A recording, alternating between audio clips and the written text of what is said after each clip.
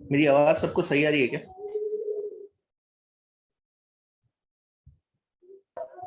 Yes sir. चलिए ठीक है। 258 पहले सेकंड देख लेते हैं, ठीक है। देखिए क्या दिया हुआ है। यूट्यूब, आप सबने मेरे ख्याल से फ्लूइड मैकेनिक्स किया होगा सबने। फ्लूइड मैकेनिक्स याद है सभी को, पिछली क्लास में किया था आपने। मैकेनिकल प्रॉपर्टीज ऑफ फ्लूइड्स आया था ना, उसमें आपने यूट्यूब मैनोमीटर किया होगा। ये उससे रिलेटेड क्वेश्चन है, बनाया हुआ क्वेश्चन है, ठीक है। तो थोड़ा ढंग से समझना है इस चीज को, ठीक है। क्या है, एक यूट्यूब है having square cross sectional of side A, इसमें मरकरी भरा हुआ है। इसको मैं ना अलग से ही डाल देता हूँ, मुझे थोड़ा ढंग से समझने की कोशिश करना।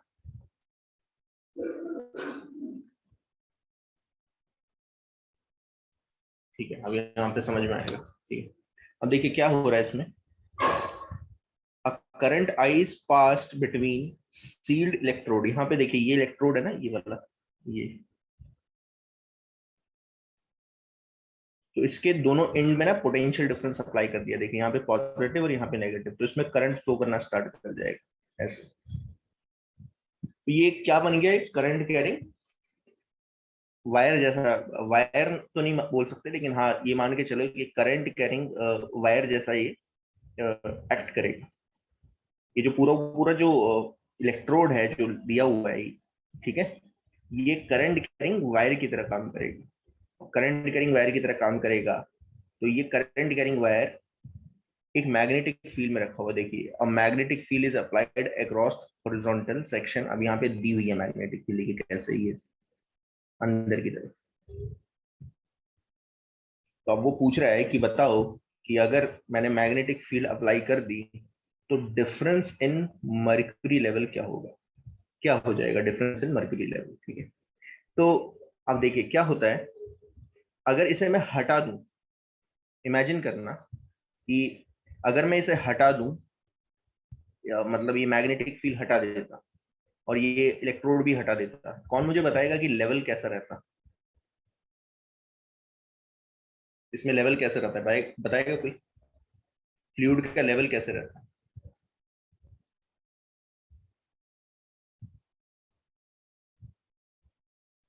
इसमें जो फ्लूइड है वो कैसा रहता? सेम लेवल पे रहता।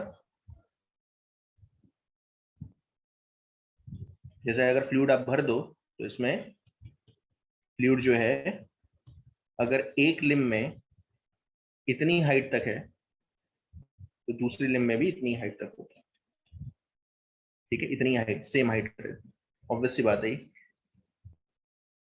लेकिन जैसे ही आपने यहाँ पे अप्लाई किया, ये लगा दिया, और इसमें मैग्नेटिक फील्ड में रख दिया, मैग्नेटिक फील्ड भी अप्लाई कर दी, तो अब क्या होगा कि फोर्स लगेगी, इस पे फोर्स लगेगी। देखिए जरा, ठीक है, फोर्स लगेगी। अब मैं फोर्स भी बता देता हूँ किस डायरेक्शन में। देखिए अगर आप ढंग से देखोगे तो करंट ना ऊपर की तरफ जा रहा है और मैग्नेटिक फील्ड अंदर की तरफ है, तो फोर्स देखिए इस साइड लगेगी।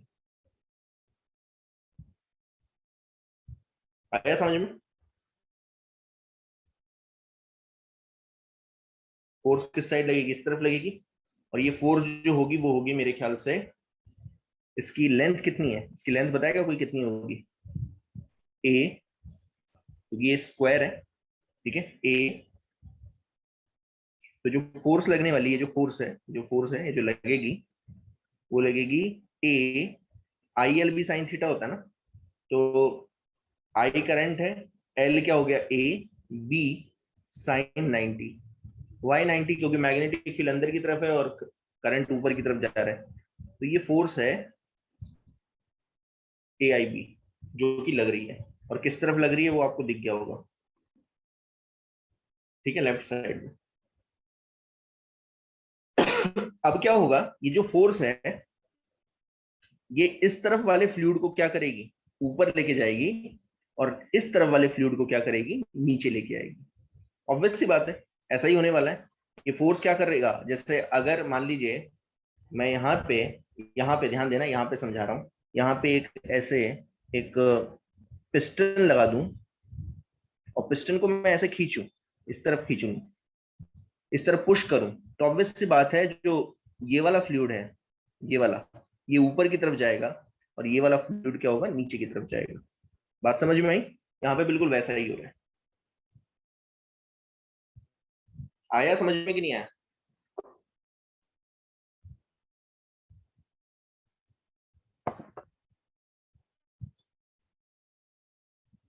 और ये कब तक जाएगा? ये कब तक जाएगा? जब तक इस पे जो नेट फोर्स है, ध्यान देना, ये जो कॉर्क है ना, ये जो इलेक्ट्रोड है, इस पे जो नेट फोर्स है वो बैलेंस ना हो जाए। तो बहुत सिंपल है, आप देखिए मैं क्या करता हूँ, ध्यान से समझना इस चीज को। अब तो हो जाएगा यहाँ से, क्योंकि ये ओपन ओपन है, तो ऊपर से एयर फोर्स लगाएगी, that force per unit area is called atmospheric pressure. ये सबको पता होगा, ठीक है? ये है एक्स, ये हाइट मान लो एक्स, तो ये जो हाइट हो गई वो होगी एक्स प्लस एच, और आपको एच निकालना है, ध्यान देना। अच्छा, अगर यहां प्रेशर पी नॉट है, तो यहां पे प्रेशर, यहां पे कितनी हाइट नीचे, एक्स प्लस एच, यहां पे होगा P not plus rho G X plus H. आ गया समझ में सभी को? ऑब्वियसली बात है, आपको पता होगा ही कि फ्लूइड के नीचे जाते हैं तो प्रेशर बढ़ता है, ठीक है ना? तो अगर सरफेस पे पी नॉट है तो नीचे कितना हो जाता है, P not plus rho G X. वैसे यहां देखिए, अब यहाँ पे कितना है प्रेशर, पी नॉट जो एयर लगा रहा है, नीचे एक्स हाइट पे कितना हो जाएगा, P not plus rho G X, ठीक है? ओके। अब देखिए कॉर्क का मैं पूरा को पूरा, ये जो इलेक्ट्रोड है इसका मैं पूरा फ्री बॉडी डायग्राम बनाता हूँ। देखिए ये वाली जो फोर्स है वो लग रही है, जो मैग्नेटिक फोर्स है वो है ये ए आई बी, ठीक है? ये मैग्नेट की वजह से लग रही थी, ठीक है? अच्छा, अब क्या होगा कि क्योंकि इधर फ्लूइड फ्लूइड भरा पड़ा है, तो फ्लूइड भी लगाएगा इस पे, इस तरफ से ऐसे ऐसे लगाएगा, तो वो यहां दिखा रहा हूं, ठीक है? यहां दिखा रहा हूं ऐसे, ये फ्लूइड लगा रहा है, ठीक है? अच्छा, ये फोर्स कितनी होगी, अगर मैं इसे F1 मान लूं तो ये कितनी होगी, ध्यान देना, ये होगी प्रेशर ऑन दैट साइड। इस साइड प्रेशर कितना है, P not plus rho G X plus H, ठीक है? ये तो प्रेशर हो गया, इनटू एरिया। एरिया कितना है, ए स्क्वायर। समझ में आ गए? प्रेशर की वजह से अगर फ्लूइड का प्रेशर कहीं पे पी है और वो ए एरिया पे लग रहा है, तो फोर्स कितनी अप्लाई करेगा वो फ्लूइड, पी इंटू एरिया, ठीक है? प्रेशर इंटू एरिया, एरिया क्या हो गया, ए स्क्वायर। अच्छा, इस तरफ भी फ्लूइड है, तो ये भी फोर्स अप्लाई करेगा फ्लूइड F2। ये कितनी अप्लाई करेगा, ये अप्लाई करेगा P not plus rho G X into A square, area A square है। समझ में आया कि नहीं? और इन फोर्सेस को बैलेंस करना है, बस और कुछ नहीं है, इन फोर्सेस को बैलेंस कर लो, ठीक है? तो अगर आप ढंग से देखोगे तो आपको पता चलेगा जो F2 और मैग्नेटिक फोर्स है वो लेफ्ट साइड में लग रही है और F1 राइट साइड में लग रहा है। तो for equilibrium F1 must be equal to AIB plus F2। इसमें वैल्यू डाल दो और सॉल्व कर दो, आपका आंसर आ जाएगा। F1 डाल रहा हूं तो F1 पूरा डालूंगा तो आएगा P not A square rho G X plus H A square AIB F2 P not A square rho G X A square. देखिए क्या क्या कैंसिल आउट हो रहा है, बताएगा कोई क्या क्या कैंसिल आउट हो रहा है? P not A square cancel out हो गया। अच्छा, यहां से rho G X A square cancel out होगा तो बचेगा क्या, rho G H A square AIB। हमें निकालना क्या है, हमें निकालना है कि difference in the mercury level यानी एच निकालना है। तो एच कितना आया?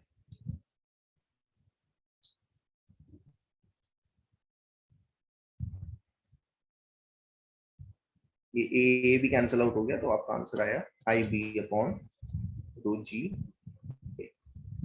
आई होप समझ में आया होगा सभी को।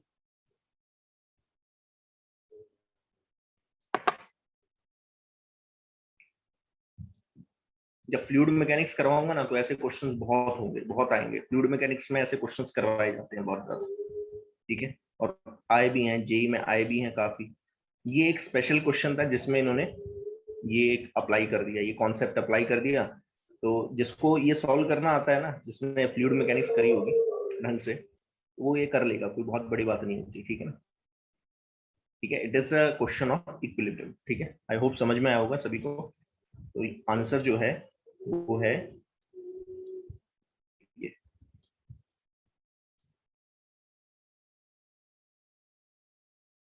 आई बी अपॉन रो जी, ठीक है। चलिए नेक्स्ट कौन सा है? फिफ्थ।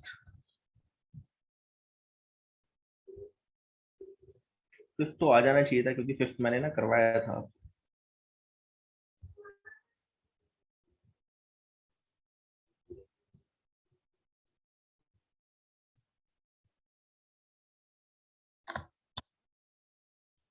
चलिए देख लीजिए क्या बोला है। दो चार्ज पार्टिकल हैं ऑफ इक्वल चार्ज, दो चार्ज पार्टिकल है, दोनों का चार्ज Q1 एंड Q2 और दोनों इक्वल है। After being accelerated through same potential difference, दोनों को एक्सेलरेट किया, मान लीजिए accelerated through v potential difference, enter in a region of uniform magnetic field, describes a circular path of radius r1 and r2, ठीक है। तो वो यूनिफॉर्म मैग्नेटिक फील्ड में एंटर कर रही है, मैग्नेटिक फील्ड मान लो बी है, ठीक है। तो दोनों जो ऑब्वियसली बात है सर्कुलर पाथ करेंगे, तो एक का R1 है और दूसरे का R2, ठीक है। चलिए, तो किसी को याद है रेडियस कितना हुआ करता था, कितना हुआ करता था अगर परपेंडिकुलर मैग्नेटिक फील्ड में enter? M V by Q B, ठीक है। M V by Q B. M V था मोमेंटम, और याद करो मैंने इसमें दो फॉर्मूले और करवाए थे। क्या करवाया था? 2m k by Q B. ये तब यूज करोगे जब आप काइनेटिक एनर्जी दी जाएगी आपको, ठीक है। और एक और था 2m क्यू वी, ये तब यूज करोगे जब पोटेंशियल डिफरेंस दिया जाएगा, ठीक है ना। हाँ ठीक है, सी है आंसर, ऑब्वियस सी बात है, ठीक है ना। सी आंसर है, आपको पता है। आपको रेशियो ऑफ मासेस बताना है, ठीक है। बस डाल दो वैल्यू यहाँ पे। पहले वाले का रेडियस R1, दूसरे का R2, ठीक है। तो पहले वाले का जो रेडियस है वो आएगा 2 mass of first, charge of first, v is the accelerating potential, Q1b। v same है दोनों के लिए, ठीक है ना, एक्सेलरेटिंग पोटेंशियल, तो वही डालूंगा, ठीक है। दूसरा देखिए, दूसरे का आएगा 2m2 Q2v Q2b। देखिए क्या क्या कैंसिल आउट हो रहा है, bb कैंसिल आउट हुआ, vv कैंसिल आउट हुआ, ठीक है। और क्योंकि Q1 और Q2 दोनों सेम है, तो Q1 और Q2 कैंसिल आउट हो गए, ये भी कैंसिल आउट हो गया, 2 कैंसिल आउट हो गया। तो डायरेक्टली आपका आ गया R1 by R2 is equal to root of M1 by M2, यानी M1 बाई M2 क्या आ जाता है? सिंपल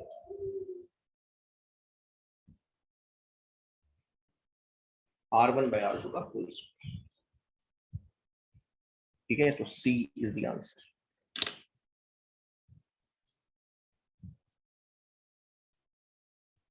ठीक है।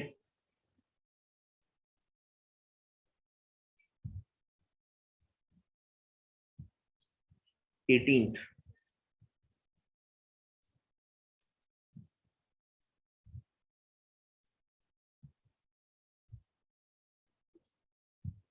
एट्थ भी है। डाउट पूछते जाओ, ठीक है ना, डाल दो, ठीक है। उसी हिसाब से चलूंगा मैं। एट्थ,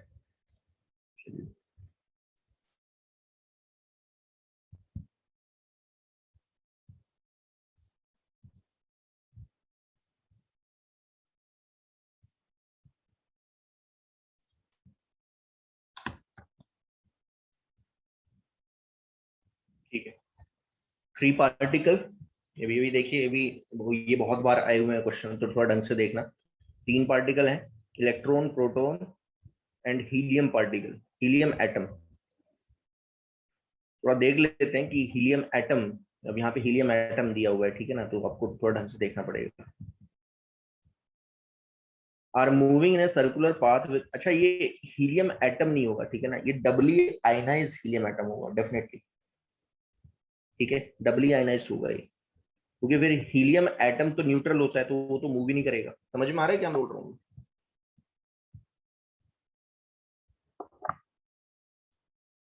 अगर हम हीलियम एटम लेंगे ना, तो हीलियम एटम क्या होता है, न्यूट्रल एटम होता है, और न्यूट्रल, किसी भी न्यूट्रल पार्टिकल को आप मैग्नेटिक फील्ड में मूव कराओगे तो वो स्ट्रेट लाइन पाथ करता है, तो वो सर्कुलर पाथ नहीं कर सकता। लेकिन इसमें दिया हुआ है कि इलेक्ट्रॉन, प्रोटॉन और helium atom are moving in a circular path, इसका मतलब हीलियम जो है वो doubly ionized, it is an alpha particle, basically कहने का मतलब ये अल्फा पार्टिकल, ठीक है, with constant speed in xy plane in a region where uniform magnetic field exists along x axis, ठीक है। क्या आंसर होगा बताएगा कोई? टाइम पीरियड पूछा है, तो टाइम पीरियड क्या होता है, 2πm/qb या 2πm alpha B, where alpha is charge to mass ratio. तो हम बेसिकली क्या करते हैं, चार्ज टू मास रेशियो निकालते हैं और उसी से जो है टाइम पीरियड निकाल लेंगे, ठीक है ना। तो टाइम पीरियड आपको बताया था मैंने, टाइम पीरियड हमेशा फिक्स्ड रहता है, इट इज फिक्स्ड हमेशा, 2πm/qb does not depend upon velocity, और इस पे भी डिपेंड नहीं करता कि वेलोसिटी और मैग्नेटिक फील्ड के बीच में कितना एंगल है, 90 हो, 45 हो, 60 हो, सब चलता है, ठीक है ना। तो सबसे पहले हम इलेक्ट्रॉन की बात करेंगे, तो इलेक्ट्रॉन का charge to mass ratio, proton का और हीलियम का, हीलियम बोला है लेकिन helium doubly ionised helium atom लेंगे। चलिए बताइए इलेक्ट्रॉन का क्या होगा, चार्ज कितना होता है, ई, मास होता है me, ठीक है। चलिए प्रोटॉन का देखते हैं, प्रोटॉन का कितना होता है, ई, चार्ज भी ई, हम सिर्फ वैल्यू ले रहे हैं, ठीक है ना, हमें उससे मतलब नहीं कि प्लस चार्ज है या माइनस चार्ज है, हमें सिर्फ टाइम पीरियड देखना है, कौन कितना ज्यादा टाइम लगाएगा। प्रोटॉन का मास mp, किसी को याद है मास ऑफ प्रोटॉन कितना हुआ करता था, मैंने बताया था ऑलरेडी, इलेक्ट्रॉन का कितने टाइम्स होता है, उससे आइडिया पता चल जाएगा। नहीं नहीं नहीं नहीं नहीं, ये तो चार आपने, मैंने इलेक्ट्रॉन्स के मास के टर्म्स में बताया था, आपको याद होगा 1837, 1/837 टाइम्स थी 833 837 ले लेते हैं, कई लोग 1840 भी ले लेते हैं, तो ठीक है ना, कुछ भी ले सकते हो, आपको प्रॉब्लम नहीं है। तो ये हो गया। और अल्फा पार्टिकल के ऊपर चार्ज होता है +2e, ठीक है ना, 2 प्रोटॉन होते हैं उसके न्यूक्लियस में, और 2 प्रोटॉन के साथ क्या होते हैं, 2 न्यूट्रॉन, तो मास कितना हो जाएगा, 4 times the mass of proton, यानी कि आया E/2mp, बट mp कितना है 1837, तो उसका डबल कर दो, 1837 का डबल कर देना बस, और कुछ नहीं है।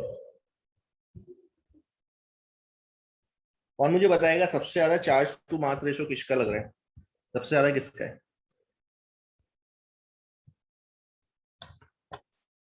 इलेक्ट्रॉन का, हाँ, फिर उससे छोटा जो है वो है प्रोटॉन का, उससे छोटा किसका है, हीलियम का, ठीक है। और टाइम पीरियड जो है वो इनवर्सली प्रोपोर्शनल टू अल्फा है। और मुझे बताएगा अगर इनवर्सली प्रोपोर्शनल टू अल्फा है, मतलब जिसका अल्फा सबसे ज्यादा उसका टाइम पीरियड सबसे कम, तो आंसर क्या होना चाहिए, time period of electron, time period of proton and time period of helium में सबसे ज्यादा किसका, हीलियम का सबसे ज्यादा टाइम पीरियड होगा, प्रोटॉन का उससे कम, और इलेक्ट्रॉन का सब देखा, ठीक है।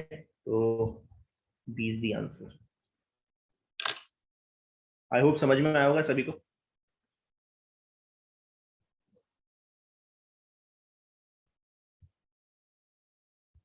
ठीक है,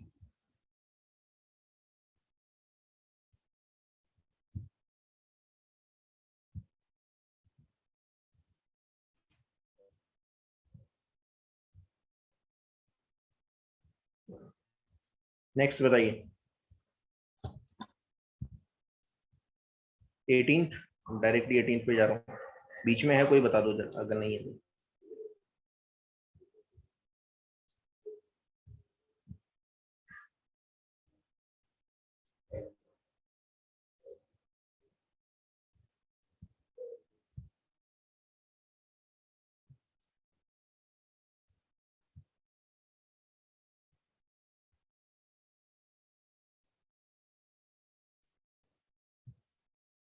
ठीक है, चलिए 18 देखिए।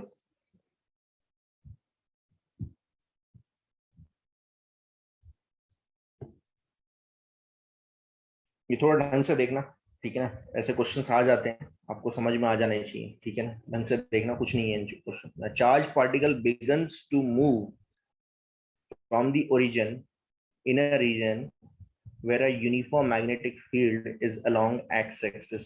आप ऐसे सोचो कि मैग्नेटिक फील्ड इस डायरेक्शन में है,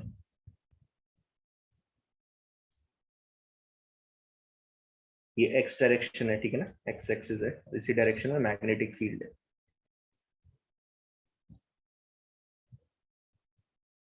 ठीक है। And a uniform magnetic field is in y direction. Uniform magnetic electric field भी दे रखी है, तो इलेक्ट्रिक फील्ड जो है वो y डायरेक्शन में। देखिए इलेक्ट्रिक फील्ड मैं ऐसे बना देता हूँ,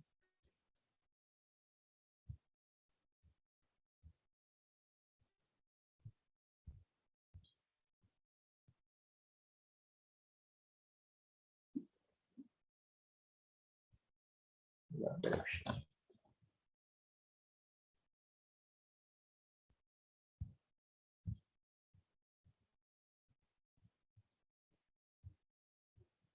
The speed is v when it reaches the point x y z, then v depends upon। अच्छा, मान लीजिए कोई भी कोऑर्डिनेट है, यहाँ पे कोई कोऑर्डिनेट हो गया एक्स वाई जेड, इसकी वेलोसिटी जो है वो है v, स्पीड v है। तो वो पूछ रहा है कि बताइए v किस किस चीजों पे डिपेंड कर रही है। Will depends upon whether only on x, only on y, or depend on x and y but not z, or on x, y and z। चलिए देख लेते हैं। अच्छा, सोचो कैसे करेंगे इसे, सोचेगा कौन, मुझे बताएगा क्या हो सकता है।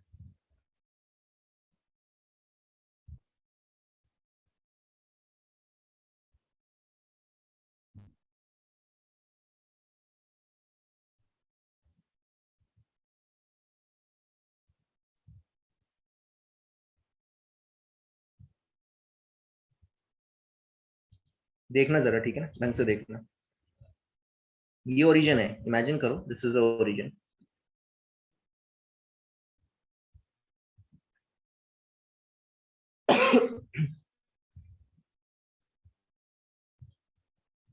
अच्छा, जैसे ही ओरिजिन पे रखोगे, कौन मुझे बताएगा क्या होगा इस चार्ज को।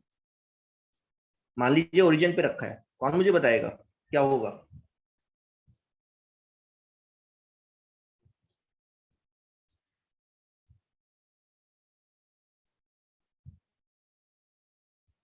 हाँ जी, जैसे ही ओरिजिन पे रखा हुआ है, इमेजिन करो it is placed at the origin, बताइए क्या होगा।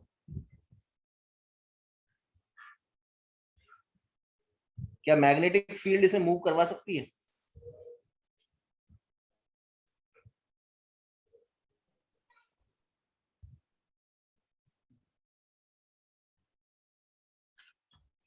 यस, बताएगा कोई।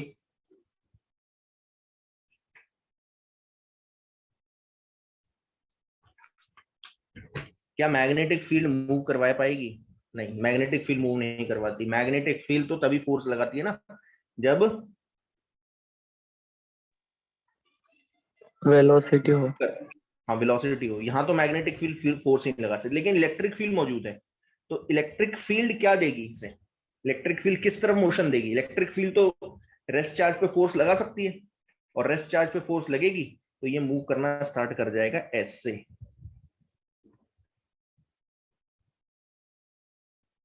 आया समझ में कि नहीं?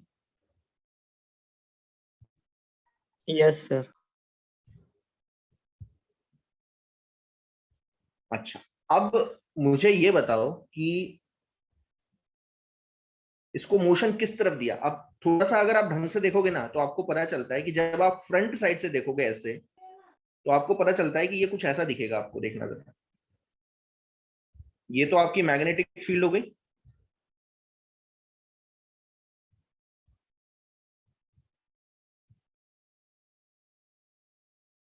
जो कि बाहर की तरफ आ रही है। ये है एक्स एक्सिस, ठीक है, बाहर की तरफ जो आ रही है, ठीक है। अच्छा, आपका चार्ज पार्टिकल है ओरिजिन पे, यहाँ पे कहीं ओरिजिन है, ये ओरिजिन है, और इलेक्ट्रिक फील्ड ऊपर की तरफ है। तो ये मोशन करना स्टार्ट करेगा ऊपर की तरफ ऐसे, इनिशियली। बात समझ में आई क्या? ऊपर की तरफ ये मूव करना स्टार्ट करेगा। जैसे ही ये ऊपर की तरफ मूव करना स्टार्ट करता है, तो अब मैग्नेटिक फील्ड भी फोर्स लगाना स्टार्ट कर देगी, करेगी कि नहीं?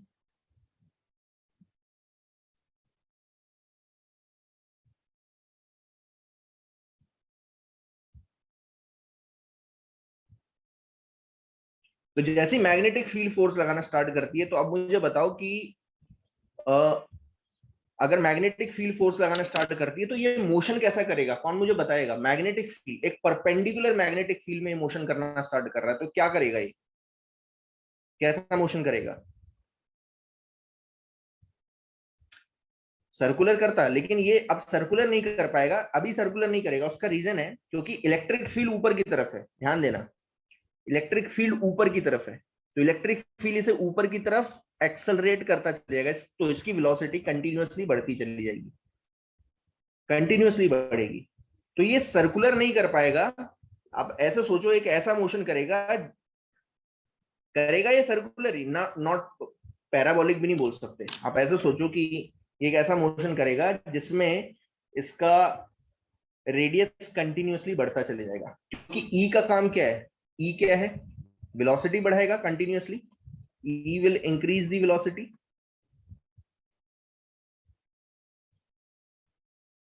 ई जो है वेलोसिटी बढ़ाएगा, और ई अगर वेलोसिटी बढ़ाएगा तो इसकी वेलोसिटी बढ़ती जाएगी, और रेडियस जो है वो क्या है, M V by Q B, क्योंकि ये हमेशा perpendicular to the magnetic field move कर रहा है।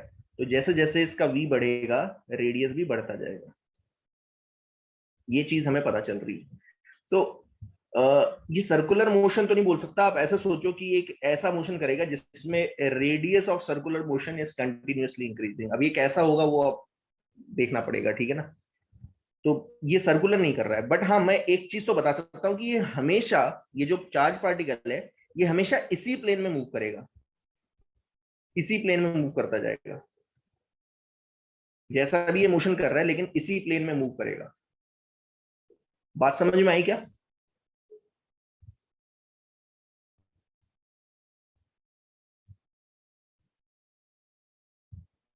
तो मुझे बताओ कि इसकी जो वेलोसिटी है वो किन चीजों पे डिपेंड कर सकती है।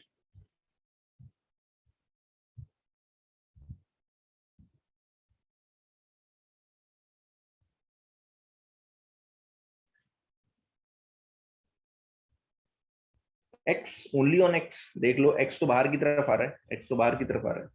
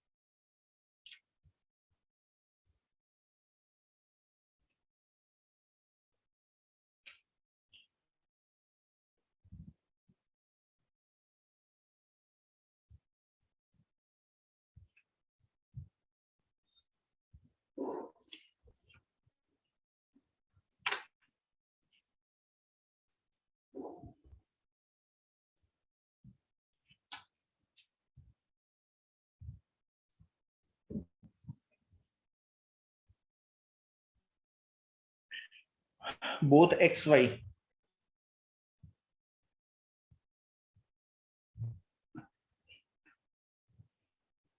both xy, it does it depend upon both xy? तो देखिए समझने की कोशिश कीजिए, बोथ xy नहीं होगा, सिर्फ y होगा, ठीक है? क्यों? क्योंकि इसकी जो वेलोसिटी है, ये जो v है, ये जो स्पीड है, बेसिकली स्पीड ही पूछी है यहाँ पे, वेलोसिटी नहीं पूछी है। अगर वेलोसिटी देखोगे तो वेलोसिटी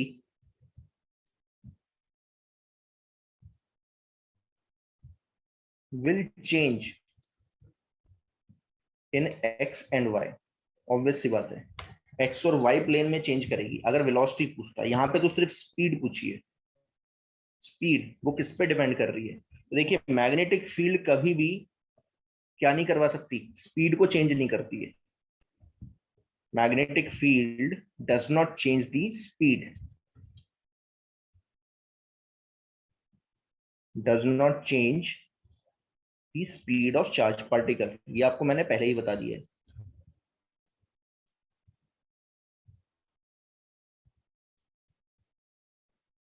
स्पीड को चेंज कौन कर सकता है? सिर्फ बताएगा कोई? सिर्फ और सिर्फ इलेक्ट्रिक फील्ड ही कर सकती है, ठीक है ना? और इस केस में जो इलेक्ट्रिक फील्ड है वो किस डायरेक्शन में है? वाई डायरेक्शन में, ऊपर की तरफ है। तो इसका मतलब स्पीड किसके प्रोपोर्शनल होगी? Y only. बात समझ में आई क्या?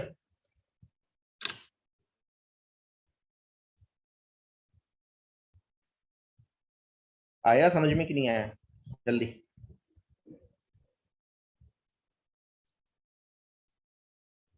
ठीक है, ये चीज समझने की कोशिश करो। इसमें स्पीड पूछी है, स्पीड किस पे डिपेंड कर रही है? तो स्पीड को कौन बढ़ा सकता है? Electric field. तो इलेक्ट्रिक फील्ड वाई डायरेक्शन में, तो वाई के रिस्पेक्ट में ही बढ़ती चली जाएगी स्पीड, और कुछ नहीं। तो it only depends upon Y, does not depend upon any other function, ठीक है?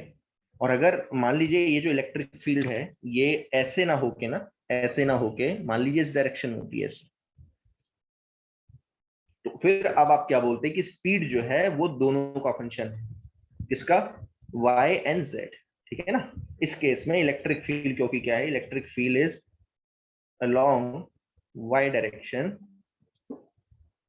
तो स्पीड जो है वो किसका फंक्शन होगा? y का। लेकिन अगर गलती से इलेक्ट्रिक फील्ड इज मेकिंग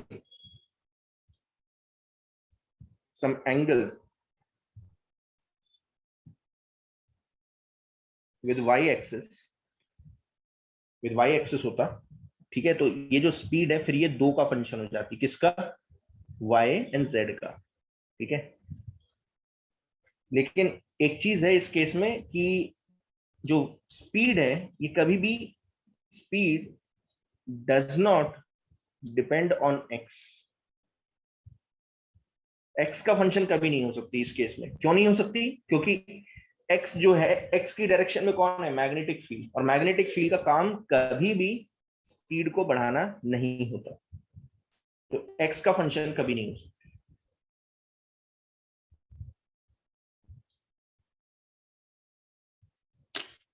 ठीक है? तो बी इज द आंसर इस केस, इस केस में, पर्टिकुलर केस में बी इज द आंसर, ठीक? चलिए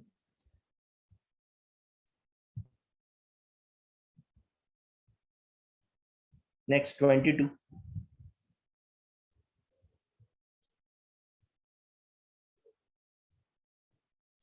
20 भी है, चलिए 20 देख लेते हैं।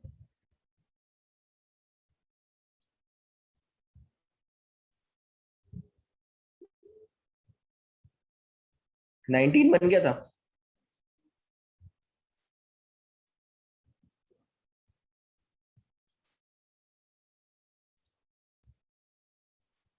यस 19 बन गया है क्या? चलिए ठीक।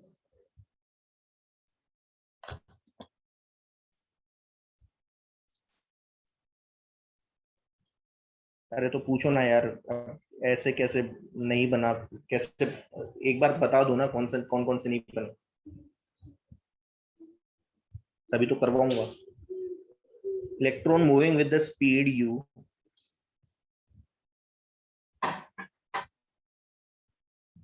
लिख दो सारे के सारे, ठीक है ना, जो जो नहीं बने हैं उसी हिसाब से तो करवाऊंगा फिर मैं।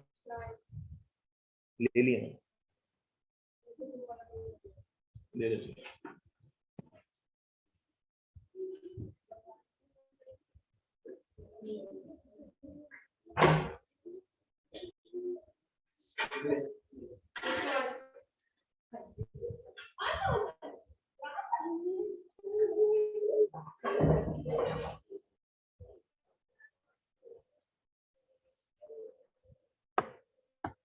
चलिए ठीक है, देखते हैं। Electron moving with the speed u along positive x direction, ठीक है। तो आप ऐसे सोचो कि ये जो इलेक्ट्रॉन है,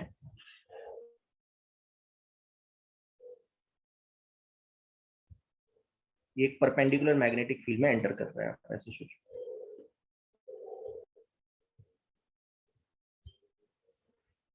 यहां से ये एंटर करता है इलेक्ट्रॉन, कैसा मोशन करेगा पहले तो ये बताओ।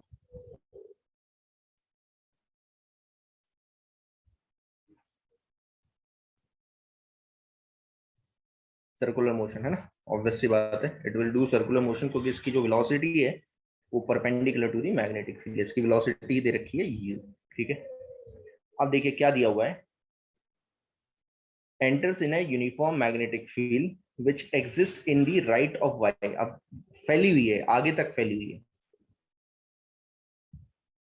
अच्छा, अब इंपॉर्टेंट चीज ये है कि ये ऊपर की तरफ सर्कुलर मोशन, ऑब्वियस सी बात है सेमी सर्कुलर करेगा ना, सर्कुलर का ही छोटा सा पार्ट होगा, क्योंकि y की राइट साइड में, लेफ्ट साइड में है ही नहीं मैग्नेटिक फील्ड, है ना, तो ये सेमी सर्कुलर करेगा, ऑब्वियस सी बात है। लेकिन क्वेश्चन यहाँ पे ये है कि ऊपर की तरफ मूव करेगा कि नीचे की तरफ।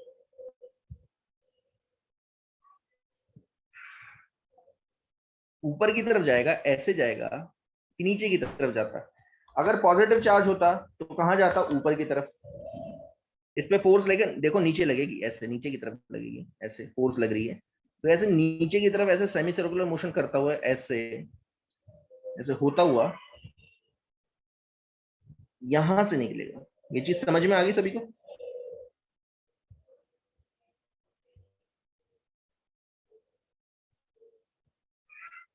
हाँ जी, समझ में आया सभी को ये? फिर बता देता हूँ। क्योंकि इलेक्ट्रॉन है, तो इलेक्ट्रॉन के पास क्या होता है, नेगेटिव चार्ज होता है।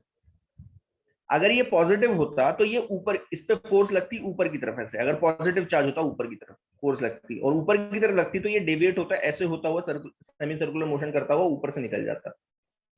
लेकिन ये क्या है, एक नेगेटिव चार्ज है, और नेगेटिव चार्ज पे जो फोर्स लगती है वो पॉजिटिव चार्ज के अपोजिट डायरेक्शन में लगती है। तो नेगेटिव चार्ज पे फोर्स कहां लगेगी, नीचे की तरफ। समझ में आ गए? और नीचे की तरफ लगेगी फोर्स, तो ये ऊपर की तरफ सर्कुलर मोशन करने के बजाय नीचे की तरफ करेगा, सेमी सर्कुलर मोशन, और ये यहां से निकलेगा, यहां से बाहर निकलेगा मैग्नेटिक फील्ड। अच्छा, मैंने आपको बहुत अच्छी तरीके से बताया था कि स्पीड में तो चेंज आता नहीं है, तो जितने स्पीड से घुसेगा उतनी स्पीड से बाहर निकलेगा। आया समझ में?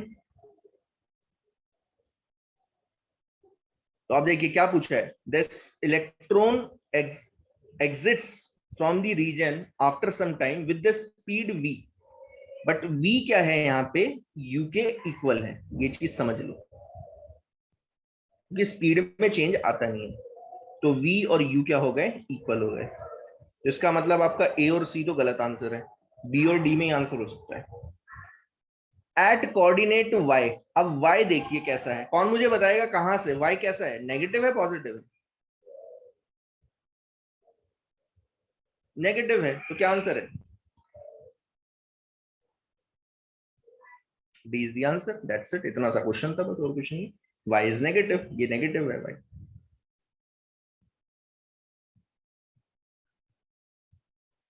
इतना सा था बस, और कुछ नहीं, ठीक है।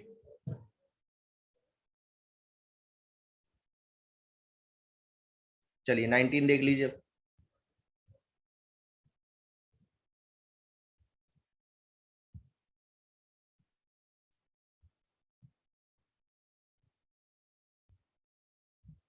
ये अच्छा क्वेश्चन है, थोड़ा ढंग से, अगर ये लॉजिकल है थोड़ा सा समझ में आना चाहिए कैसा है, तो थोड़ा ढंग से देखिएगा।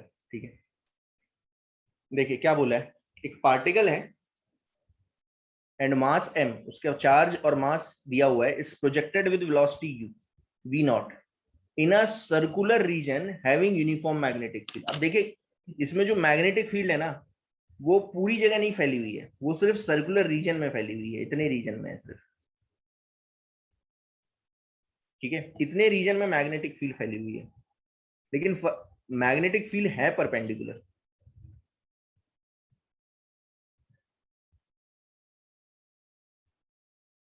ये इसका सेंटर हो गया। ठीक है,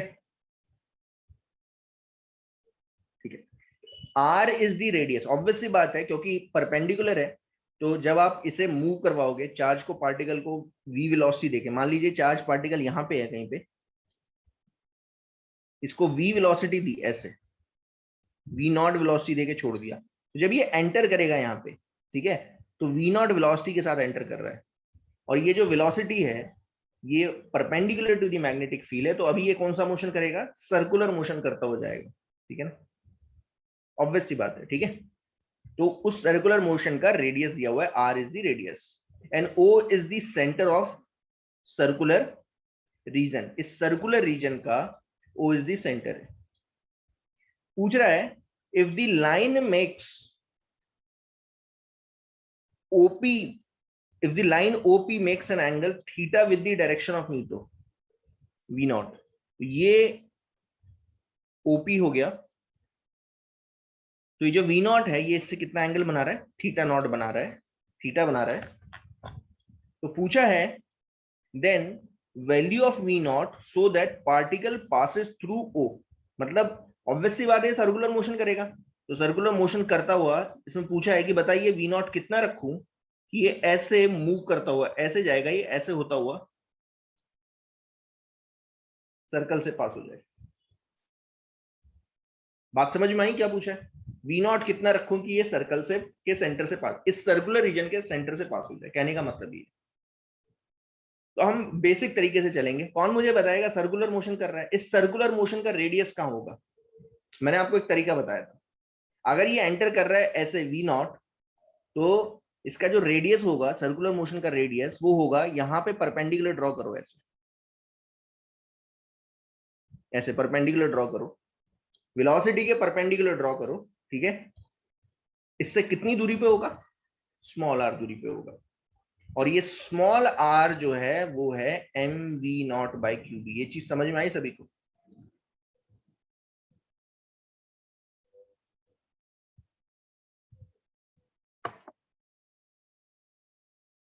हर बार ऐसे ही होता है, हर बार ऐसे ही करके दिखाया था मैंने। देखिए अगर मैं आपसे बोलूं कि इसका रेडियस बताओ कहां पे होगा, सेमी सर्कुलर मोशन का रेडियस कहां होगा, तो मैं आपसे बोलूंगा कि देखिए ये है v, ये u हो गया, ये है वेलोसिटी, इसके परपेंडिकुलर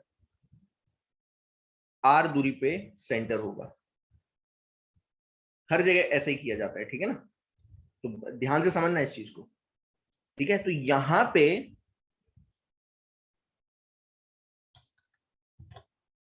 होगा क्या,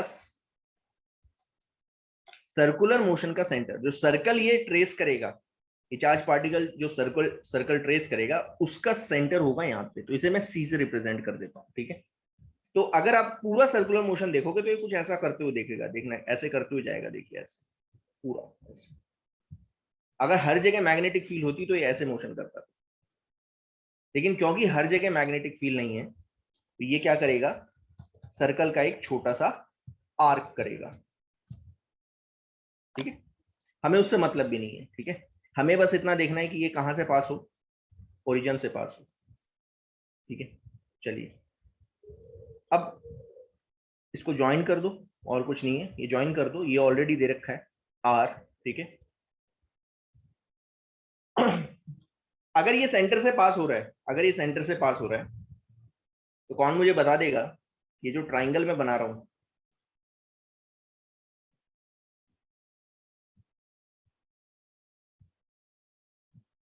ये जो ट्राइंगल बनाया है कौन सा, पी सी ओ, इसमें ये एंगल थीटा नॉट है, थीटा है, ये 90 है तो ये 90 होगा, और ये 90 है तो ये कितना होगा 90 माइनस थीटा। ठीक है, तो ये एंगल हो गया आपका 90 माइनस थीटा। अब कुछ नहीं है, ये फिर बेसिक क्वेश्चन है, ठीक है ना, बेसिक क्वेश्चन हो गया। कुछ नहीं करना है आपको, स्मॉल आर और कैपिटल आर के बीच में एक रिलेशन फाइंड आउट करना है और कुछ नहीं, ठीक है। क्योंकि ऑलरेडी क्वेश्चन में दिया हुआ है कि ये सेंटर से पास हो रहा है, तो मुझे बताओ कि इसका वी नॉट कितना रखूं। तो मुझे समहाउ क्या करना पड़ेगा, कुछ रिलेशन फाइंड आउट करने पड़ेंगे और उससे वी नॉट फाइंड आउट करना पड़ेगा। मैं क्या करता हूं, क्योंकि ये एक आर्क ऑफ द सर्कल है, तो यहां पे मैं एक परपेंडिकुलर ड्रॉ कर देता हूं ऐसे, ठीक है। तो ये 90 माइनस थीटा है, तो ये हो गया थीटा। बस हो गया मेरा काम। कौन मुझे मुझे बता देगा कि स्मॉल आर, कैपिटल आर और थीटा के बीच में क्या रिलेशन होगा।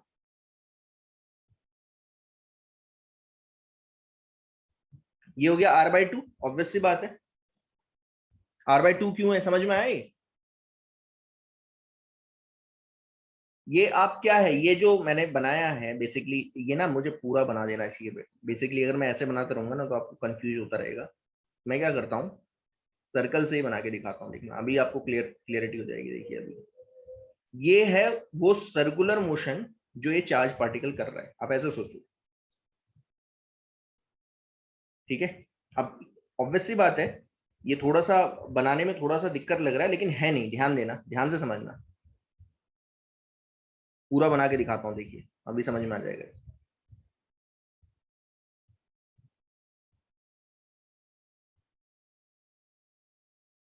ये है एक्चुअल में वो, बाकी पार्ट हटा देता हूँ। बाकी पार्ट क्या है, बाकी पार्ट है ये, देखिए इसको हटा दिया मैंने, ये है वो, ठीक है। जो पूरा सर्कुलर मोशन ट्रेस करता है उसका एक छोटा सा पार्ट है, ठीक है।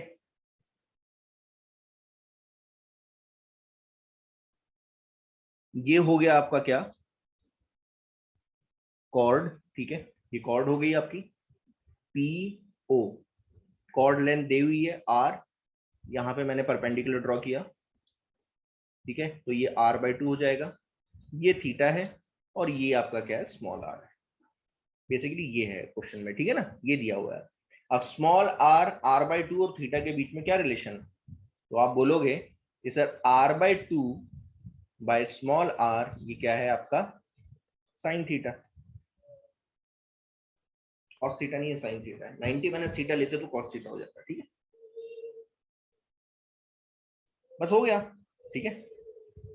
r/2 small R is equal to sine theta, और ये स्मॉल आर उठा के इसमें डाल दो और सॉल्व कर दो, आपको वी नॉट यहां से पता चल जाएगा।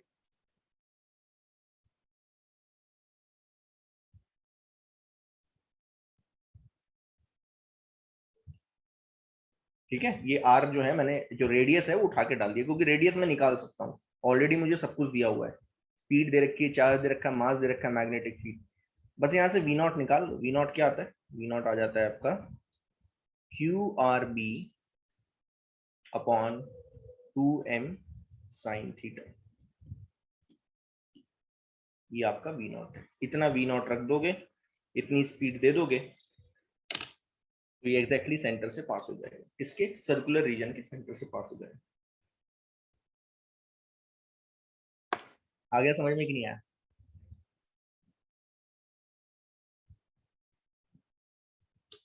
मेरे ख्याल से आंसर क्या है, बी है।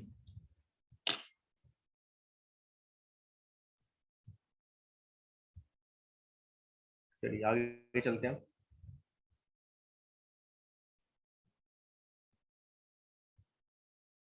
22 भी है। चलिए 22 देखिए, तो ये अच्छा क्वेश्चन है, इसमें इससे आपको काफी कुछ क्लियर होगा। और ये आए हुए हैं, 2-3 बार आए हुए हैं क्वेश्चन ऐसे ही ना, आए हुए हैं। मैंने एक क्वेश्चन कराने की कोशिश भी की थी आपको, एक क्वेश्चन कराया भी था ऐसे ही, ठीक है। चलिए देखते हैं।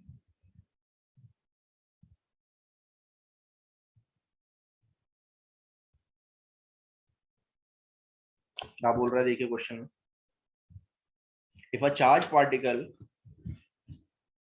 Of charge to mass ratio is alpha, ठीक है, इसका चार्ज टू मास रेशियो दे रखा है अल्फा, ठीक है।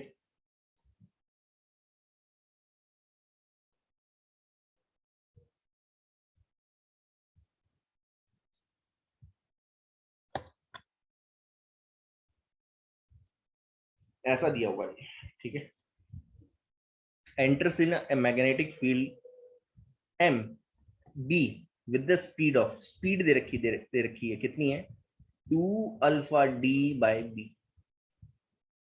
देन पहले तो ये देखते हैं कि ये कैसा मोशन करेगा, वेदर इट, मैंने आपको एक कंडीशन बताई थी इसमें, आपको याद है मैंने एक कंडीशन बताई थी। पहले हम इसका रेडियस निकालते हैं कि ये कितने रेडियस का सर्कल करने वाला है, करेगा। अगर बी डिनोमिनेटर में, बी डिनोमिनेटर में नहीं नहीं नहीं, डिनोमिनेटर में नहीं है, डिनोमिनेटर में नहीं है, ठीक है। 2 अल्फा डी बी देखा नहीं है, सही। तो पहले हम क्या देखेंगे, पहले हम देखेंगे कि ये कितने रेडियस का सर्कल करेगा। तो ये कितने रेडियस का सर्कल करने वाला है, M V by Q B, ठीक है। परपेंडिकुलर है तो ऑब्वियस सी बात है M V by Q B करेगा, ठीक है। बट स्पीड दे रखी है, तो स्पीड कितनी है, 2 अल्फा डी बी। अच्छा अल्फा भी डाल दो यहाँ पे, बेटर ये अल्फा भी डाल देता हूँ। अल्फा क्या है, क्यू बाय एम।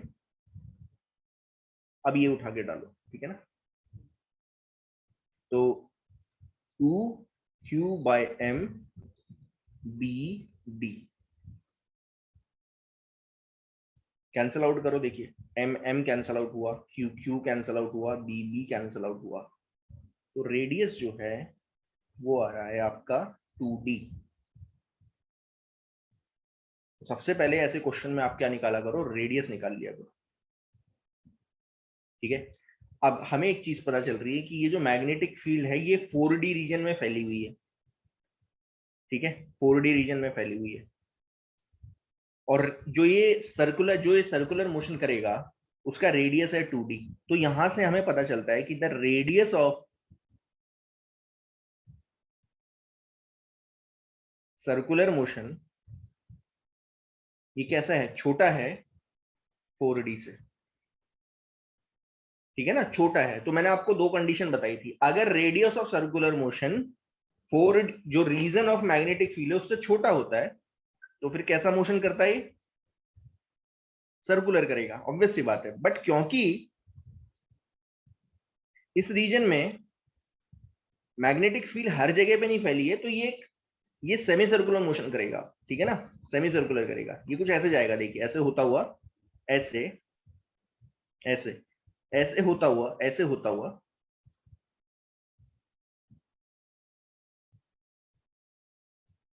यहां से निकल जाएगा। ये हो गया आपका रेडियस 2d और ये है आपका 4d।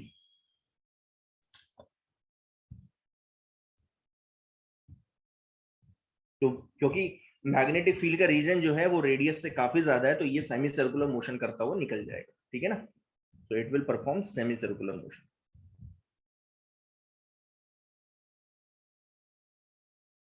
ठीक है। ये चीज हमें पहले ही पता चल गई, ठीक है। अब ऑप्शंस देखते हैं, सबसे पहला क्या है, the angle suspended by the path of particle in a magnetic field at the centre of circular path is 2 पाई। इसका मतलब क्या है, समझो।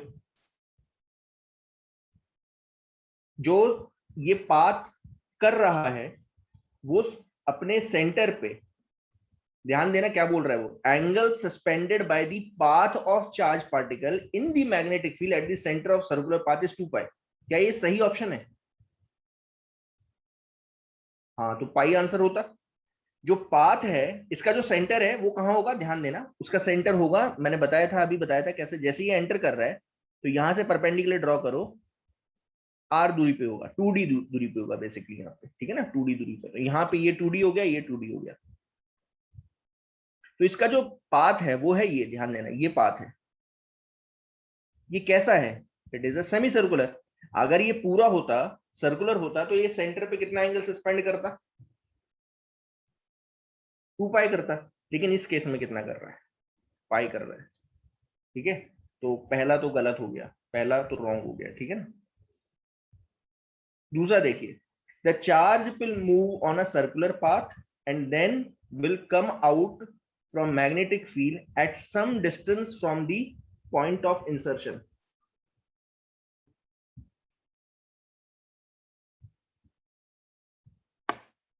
क्या ये सही है?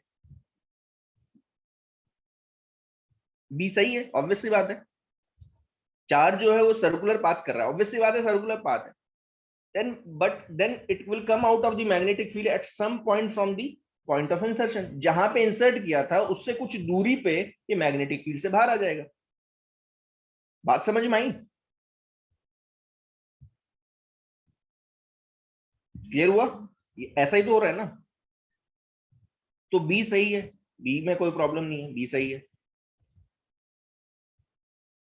बोल रहा है the time for which the particle will be in the magnetic field. तो बताइए कैसे निकालेंगे, कितने टाइम लगेगा? अच्छा पूरा सर्कुलर होता, पूरा अगर सर्कुलर होता तो टाइम कितना लगता पूरा एक सर्कुलर मोशन करने में? 2πm/क्यूब।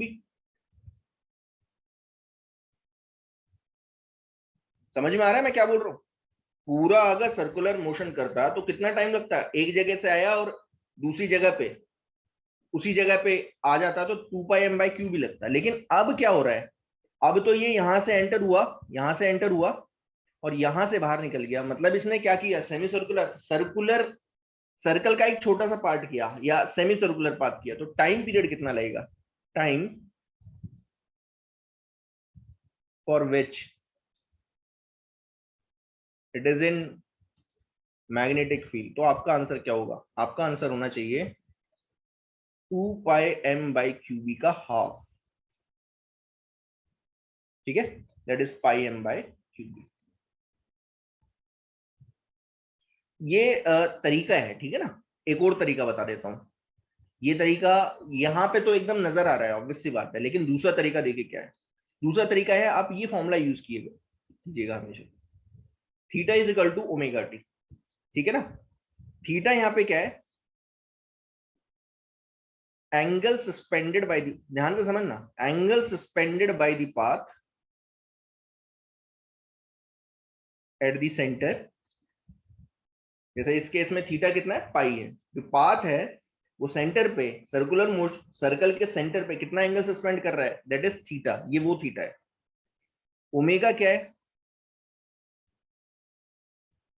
एंगुलर वेलोसिटी या एंगुलर फ्रीक्वेंसी। दोनों का मतलब एक ही चीज होती है। और किसी को याद है एंगुलर फ्रीक्वेंसी क्या था? QB/m। बताया था ये मैंने बहुत अच्छी तरीके से पहले। याद है सभी को? ठीक है। और T यहां पे क्या है? T is the time for which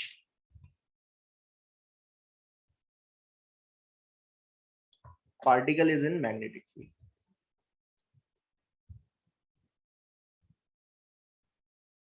ठीक है, तो अगर आप ये फॉर्मूला यहाँ पे डाल देते हो तो आप, अगर आप डालोगे तो आपका आंसर हो जाएगा। देखिए इस केस में जो थीटा है वो है पाई। ठीक है। ओमेगा, ओमेगा क्या है? QB/m। और आपको टाइम निकालना है कि कितनी देर के लिए था ये। ठीक है ना। तो आप डाल सकते हो पाई इज इक्वल टू क्या आएगा? QB/m into T. तो यहां से टाइम आया πm/क्यूब। तो बेटर ये है कि आप ये फॉर्मूला यूज करो, ये फॉर्मूला यूज कर लेना। ठीक है ना। ये हर जगह के लिए दे देगा, हर केस के लिए। ठीक है ना। ओके। तो क्या ये ऑप्शन सही है? The time for which the particle will be in the magnetic field is 2π/α/b। क्या ये सही है?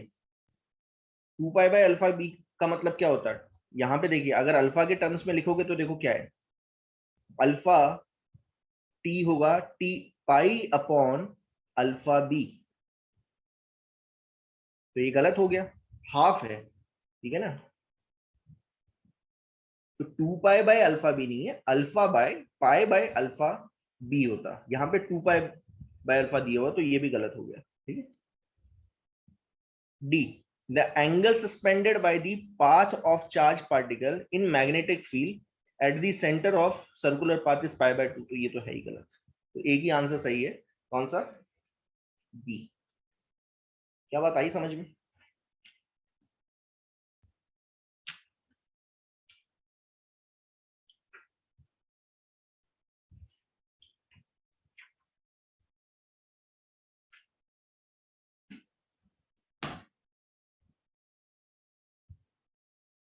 ठीक है चलिए।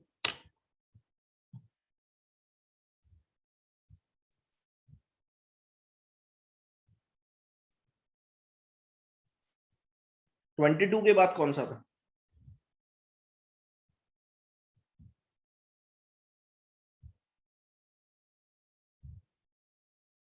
24। चलिए 24 देख लेते हैं।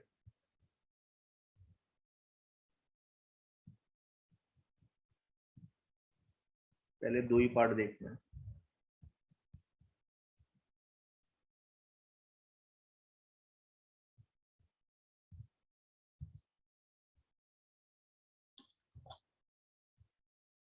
बाय द वे, अगर मैं आपसे बोलता कि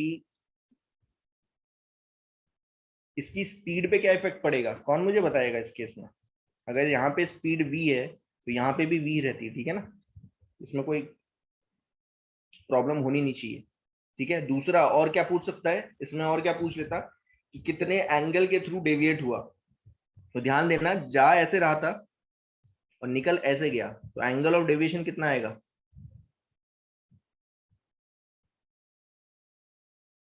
180। ठीक है, 180 डिग्री। ये सारी चीजें पूछी जाती हैं, ऑप्शंस डाल देंगे तो आपको आना चाहिए। ठीक है, चलिए आगे देख लेते हैं। In a certain region of space there exists a uniform and constant electric field of magnitude E along the positive y direction.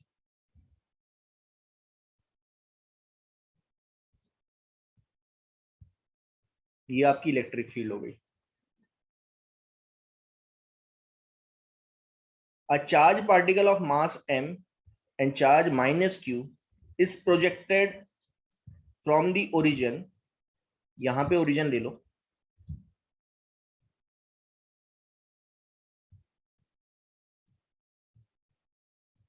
यहां पे ओरिजिन ले लो, ठीक है।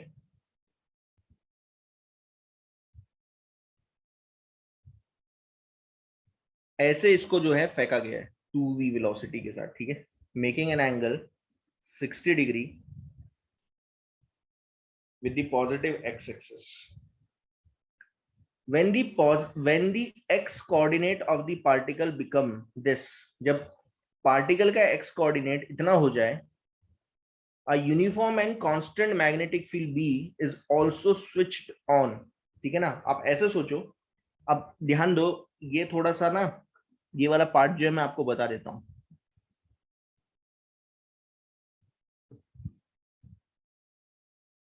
यहां पे बता रहा हूं, ठीक है। मोशन ऑफ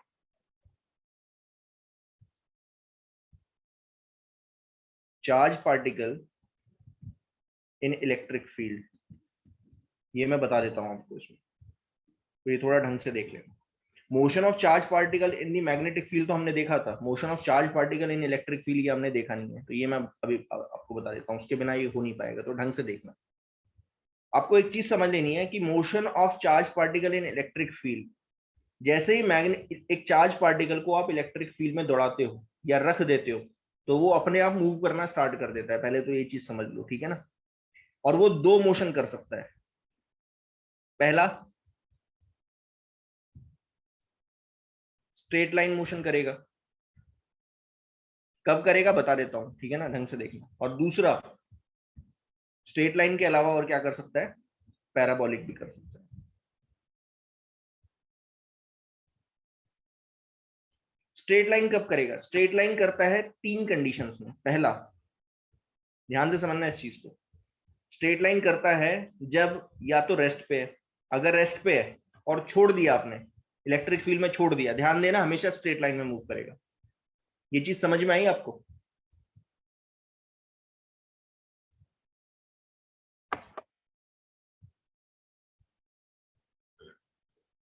ऑफ कोर्स ये जो इलेक्ट्रिक फील्ड है ये यूनिफॉर्म है, ये यूनिफॉर्म की ही बात कर रहा हूं मैं।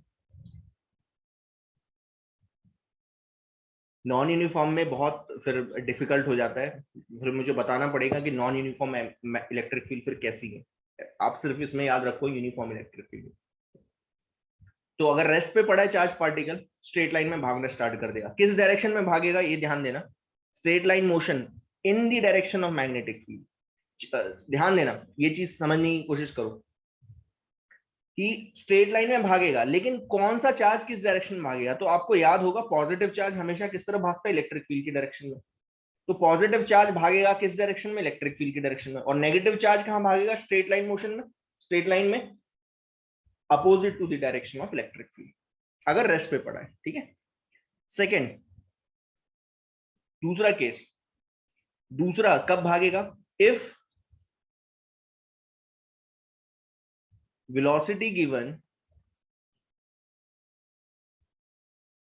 is in the direction of magnetic field हो, not magnetic, electric field, or opposite to the direction of electric field. मतलब कहने का मतलब ये है कि चार्ज को इलेक्ट्रिक फील्ड की डायरेक्शन में मोशन दे दो और छोड़ दो, या अपोजिट डायरेक्शन में टू द इलेक्ट्रिक फील्ड छोड़ दो। ठीक है ना, मोशन देके। इसमें थीटा कितना होना चाहिए, या तो 0 और 180, इन दो में ही करता है। ठीक है ना, वैसे तो तीन थे, तीन मतलब एक तो पैरेलल हो गया और एक अपोजिट डायरेक्शन में हो गया। ठीक है ना, तो मैंने दो को एक ही में जोड़ दिया। ठीक है, तो दो में ही याद रखना। ठीक है। स्ट्रेट लाइन मोशन करेगा तब जब particle, charge particle electric field में रेस्ट पे पड़ा है, तो स्ट्रेट लाइन में भागना स्टार्ट करता है। ठीक है ना, charge particle, positive charge particle भागेगा इलेक्ट्रिक फील्ड की डायरेक्शन में, नेगेटिव चार्ज पार्टिकल दौड़ेगा इलेक्ट्रिक फील्ड की अपोजिट डायरेक्शन में। ठीक है। पैराबोलिक करे कौन सा, कब करेगा, तो पैराबोलिक बाकी सारे केसेस में कर देता है। बाकी सारे केस, इफ पैराबोलिक कब करेगा, parabolic motion if the charge particle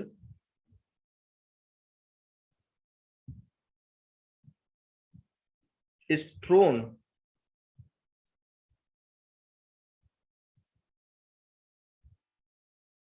making some angle with the electric field। मतलब आपने क्या किया कि इलेक्ट्रिक फील्ड से सम एंगल पे उसे थ्रो कर दिया है, तो अभी ये क्या करेगा, पैराबोलिक मोशन करेगा। ठीक है ना, बाकी सारे केसेस एक्सेप्ट, यहां पे लिख देता हूं, एक्सेप्ट थीटा 0 और 180। आ गया समझ में सभी को।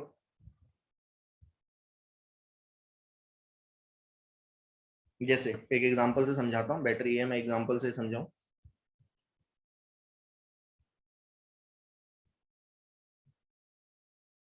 ध्यान से समझना इस चीज को। थोड़ा बहुत मैंने ना आपको ये समझाया भी था, ऐसा नहीं है कि मैं पूरा बिल्कुल कुछ इसके बारे में बताया नहीं है। मैंने आपको जो ना कुछ केसेस बताए थे इसके।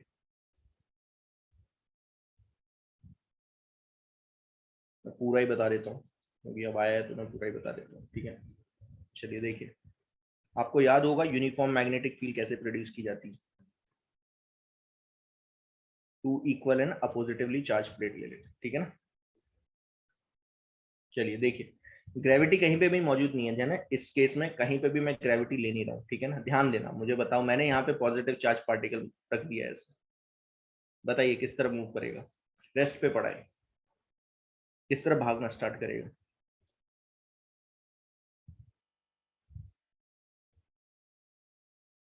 किस तरह भागना स्टार्ट करेगा, इलेक्ट्रिक फील्ड की डायरेक्शन में। इलेक्ट्रिक फील्ड किस तरफ है, इस तरफ। तो जैसे ही रेस्ट पे रखा हुआ है, छोड़ दिया आपने, भागना स्टार्ट कर देगा। बात समझ में आ गई। ठीक है।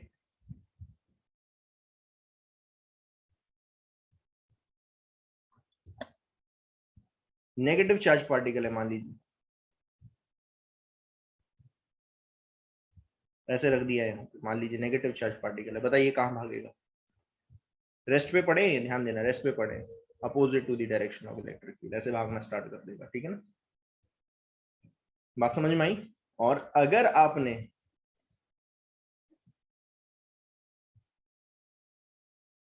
इसको वेलोसिटी देके छोड़ दिया कहीं पे,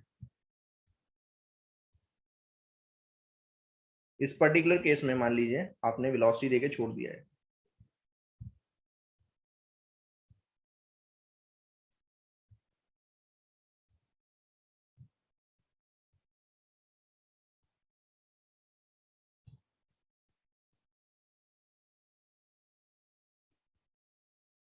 तो अगर आप ढंग से देखोगे तो आपको पता चलेगा कि इलेक्ट्रिक फील्ड तो नीचे की तरफ है, ठीक है। और यहाँ पे एक चार्ज पार्टिकल है, मान लीजिए ऐसे एक चार्ज पार्टिकल रखा हुआ है, ठीक है। या बेटर ये मैं बना देता हूँ, यहाँ पे ऐसे दे देता हूँ। देखिए मान लीजिए पॉजिटिव चार्ज पार्टिकल है, ये नेगेटिव चार्ज पार्टिकल है, ऐसे दे दिए। और इसको आपने क्या किया, ऐसे फेंक दिया है। अगर अगर आप ढंग से देखोगे ना तो ये पैरेलल है, ना रेस्ट पे है, ना एंटी पैरेलल, ठीक है ना। तो अब ये किस तरह मूव करेगा, तो ये क्या करेगा, सर्कुलर मोशन करता हो जाएगा। तो सर्कुलर, सॉरी, पैराबोलिक मोशन करते हो जाएगा। तो पैराबोला देखो कैसे होगा, ध्यान देना। पॉजिटिव चार्ज पे जो फोर्स लगेगी वो नीचे की तरफ लगेगी, तो ये जो है ना ऐसे पैराबोलिक मोशन करता हुआ ऐसे होता हुआ निकलेगा। देखिए ये पैराबोलिक मोशन, बात समझ में आई। इलेक्ट्रिक फील्ड की डायरेक्शन में पैराबोलिक मोशन करता हुआ चले जाएगा। इसकी इक्वेशन मैं अभी बताने वाला हूं, ठीक है ना। इक्वेशन कैसे करेंगे। नेगेटिव चार्ज को मान लीजिए आपने ऐसे देके छोड़ा, ऐसे, ये कैसे करेगा,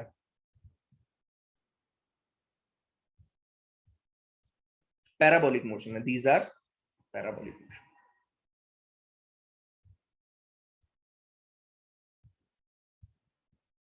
तो अब मुझे ये वाला केस करवाना पड़ेगा, पॉजिटिव चार्ज वाला, ठीक है ना। तो ये वाला केस मैं करवाता हूँ अभी, तो थोड़ा ढंग से देखना कि इसमें सब कुछ कैसे निकालते हैं, तो जरा ध्यान से समझना। इसमें कोऑर्डिनेट मैं सब कुछ निकाल दूंगा, तो ढंग से देखना इक्वेशंस। इस रीजन में जो इलेक्ट्रिक फील्ड होगी वो होगी नीचे की तरफ, ठीक है। अच्छा, इलेक्ट्रिक फील्ड किसी को याद है कितनी होती है, टू इक्वल है ना पॉजिटिवली चार्ज प्लेट के बीच में जो इलेक्ट्रिक फील्ड होती है वो कितनी होती है,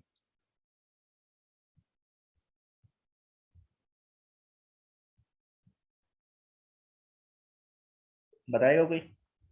two equal and oppositively charge plate के बीच में जो इलेक्ट्रिक फील्ड है वो कितनी होती है। मैंने बताया हुआ है सब कुछ, ये याद है, sigma by epsilon not.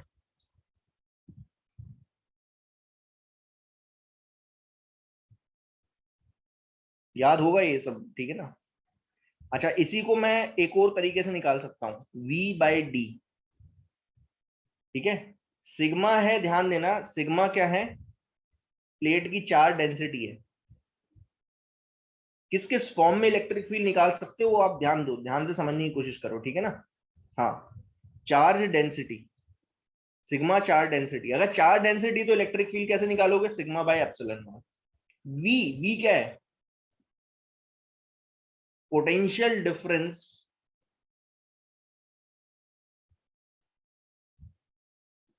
Between the plate.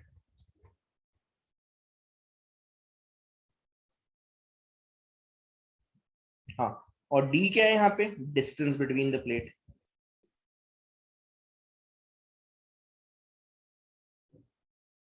तो फिर ये कैपेसिटर की तरह काम करेगा, ठीक है ना, फिर कैपेसिटर की तरह काम करेगा। जैसे आप ऐसे सोचो कि इन दोनों प्लेट के बीच में डिस्टेंस है डी, और आपने क्या किया, इसको एक बैटरी से कनेक्ट कर दिया, इस प्लेट को उठा के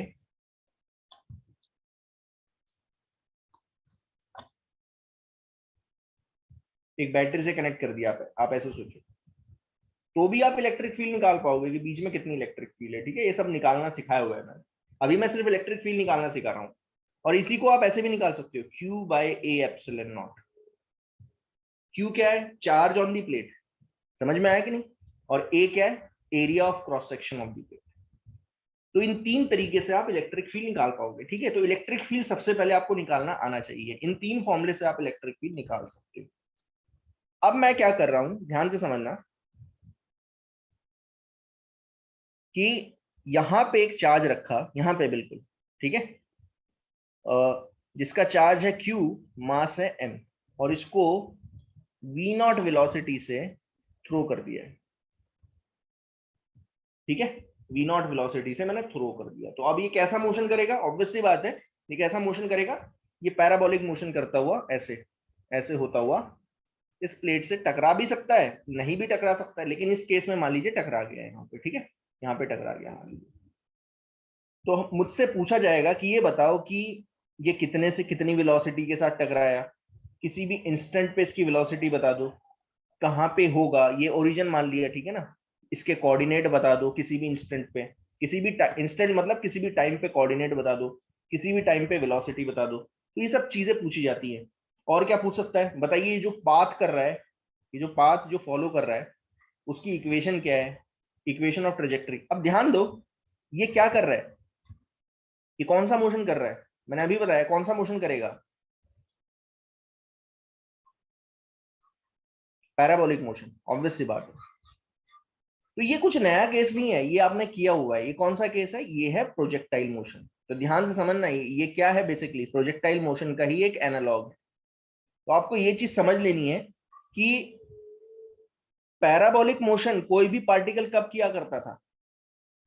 ये बिल्कुल कौन सा केस है, ये बिल्कुल ऐसा केस है, ध्यान दो, ध्यान से समझना कि आपने क्या किया हुआ, क्या किया, ग्राउंड पे आप खड़े हो, एक पत्थर को फेंक दिया है ऐसे, तो कैसे करते हुए जाता था, ऐसे पैराबोलिक मोशन करते हुए जाता था। ऐसा होता क्यों था, ऐसा इसलिए होता था कि जो फोर्स लगती थी, या आप ऐसे सोचो कि जो ग्रेविटी फोर्स लग रही है वो लग रही है नीचे की तरफ, और आपने जो वेलोसिटी दी है वो दी है जो कि इस फोर्स से कुछ एंगल बना रही है, एक्सेप्ट 0 एंड थीटा। देखो ध्यान से समझना, ग्राउंड पे जब आप किसी भी पार्टिकल को ऊपर की तरफ फेंकते हो ऐसे, तो ये कैसा करता है, स्ट्रेट लाइन मोशन, ऐसे होता हुआ, ऐसे होता हुआ ऊपर जाएगा, रेस्ट पे रेस्ट आ जाएगा और फिर वापस आ जाता है। तो ये कैसा मोशन कर रहा है, स्ट्रेट लाइन मोशन कर रहा है।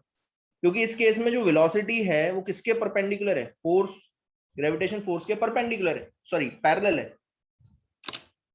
बात समझ में आई है, कितना एंगल बना रही है वेलोसिटी, 180 डिग्री बना रही है, तो स्ट्रेट लाइन मोशन करेगा। लेकिन अगर यही वेलोसिटी आपने कहां दे दी होती, ऐसे दे दी होती, तो ये कैसा मोशन कर रहा है, पैराबोलिक कर रहा है। तो ये बिल्कुल एनालॉग है उसी का। बात समझ में आई मैंने क्या बोला,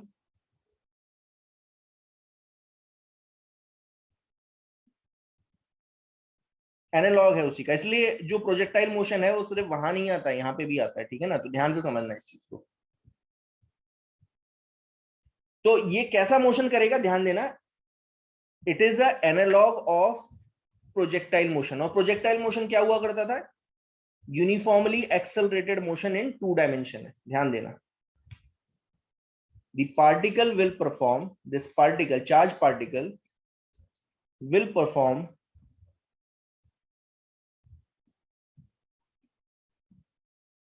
uniformly accelerated motion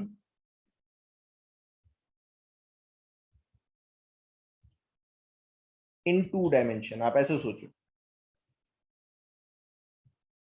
2 dimension, 2 dimension में करेगा, ठीक है। और इसी को आप क्या बोल देते हो, इसी को क्या बोल देते हो, पैराबोलिक मोशन।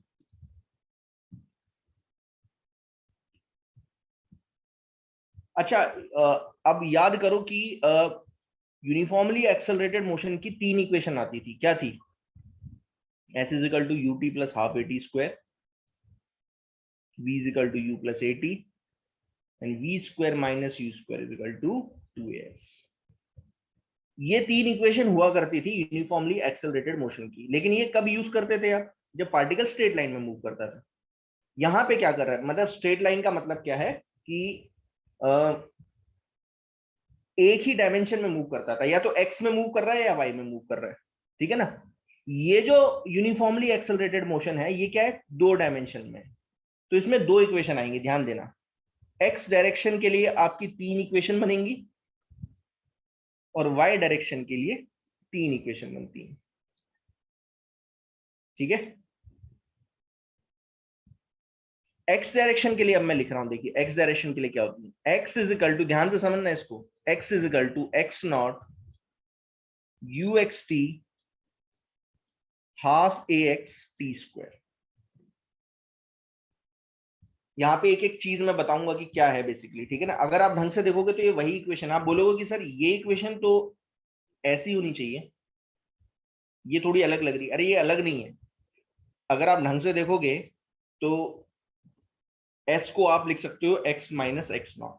ये बिल्कुल वैसा ही है कि अगर पार्टिकल यूनिफॉर्मली एक्सेलरेटेड मोशन कर रहा है, इनिशियली अगर वो रीजन से एक्स नॉट दूरी पे है, और टी टाइम पे एक्स दूरी पे है, तो इसका डिस्प्लेसमेंट कितना होगा टी में, टी टाइम में एक्स माइनस एक्स नॉट। तो एस को आप एक्स माइनस एक्स नॉट भी लिख सकते हो, ठीक है।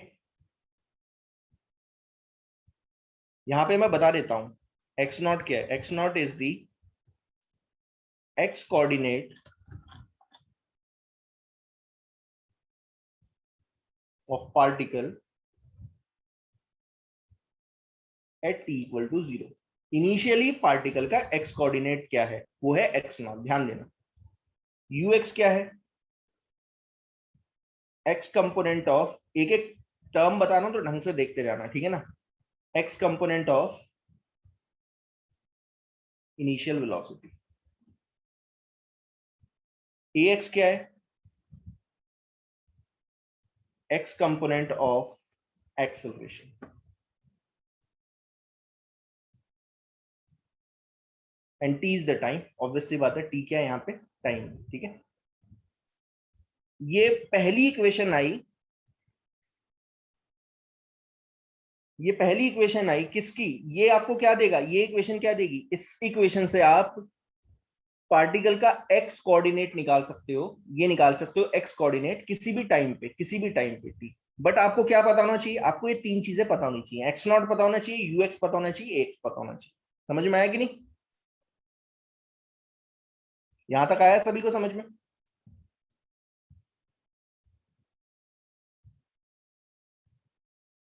वैसे ही आप बोलोगे कि सर वाई डायरेक्शन के लिए भी आ जाती है क्या इक्वेशन ऐसी, हाँ आती है। वाई इज इक्वल टू क्या होगा, वाई नॉट, अब देखिए कुछ नहीं है, आप याद कर सकते हो, Y naught U I T half A Y T square. तो यहां पे वही चीज है, वाई नॉट यहाँ पे क्या हो जाएगा, वाई नॉट हो जाएगा वाई कोऑर्डिनेट ऑफ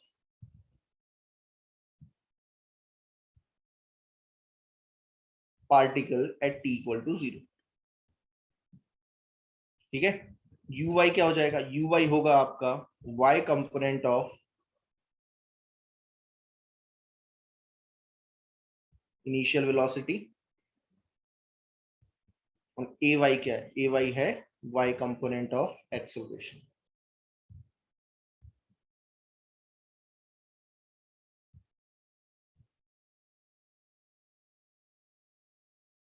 ये इक्वेशन आपको देगी किसी भी टाइम पे y कोऑर्डिनेट। y यहाँ पे क्या है, ध्यान देना, यहाँ पे x और y दोनों लिख देता हूं, x और y यहाँ पे क्या है, x यहाँ पे क्या है, y coordinate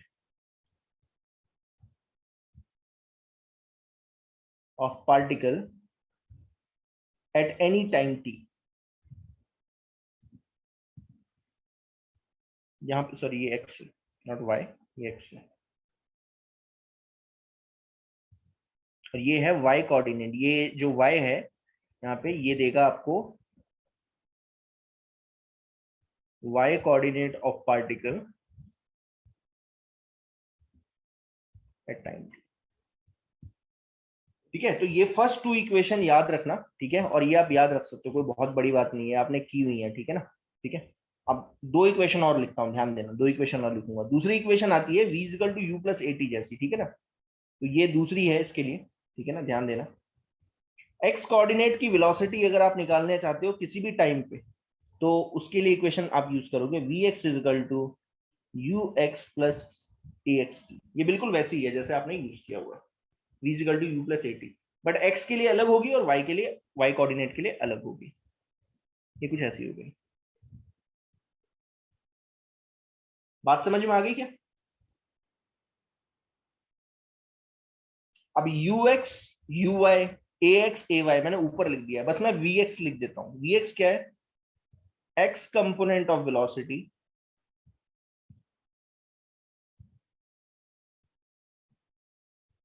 eight any time, और यहां पे वी वाई क्या है, वी वाई है वाई कंपोनेंट ऑफ वेलोसिटी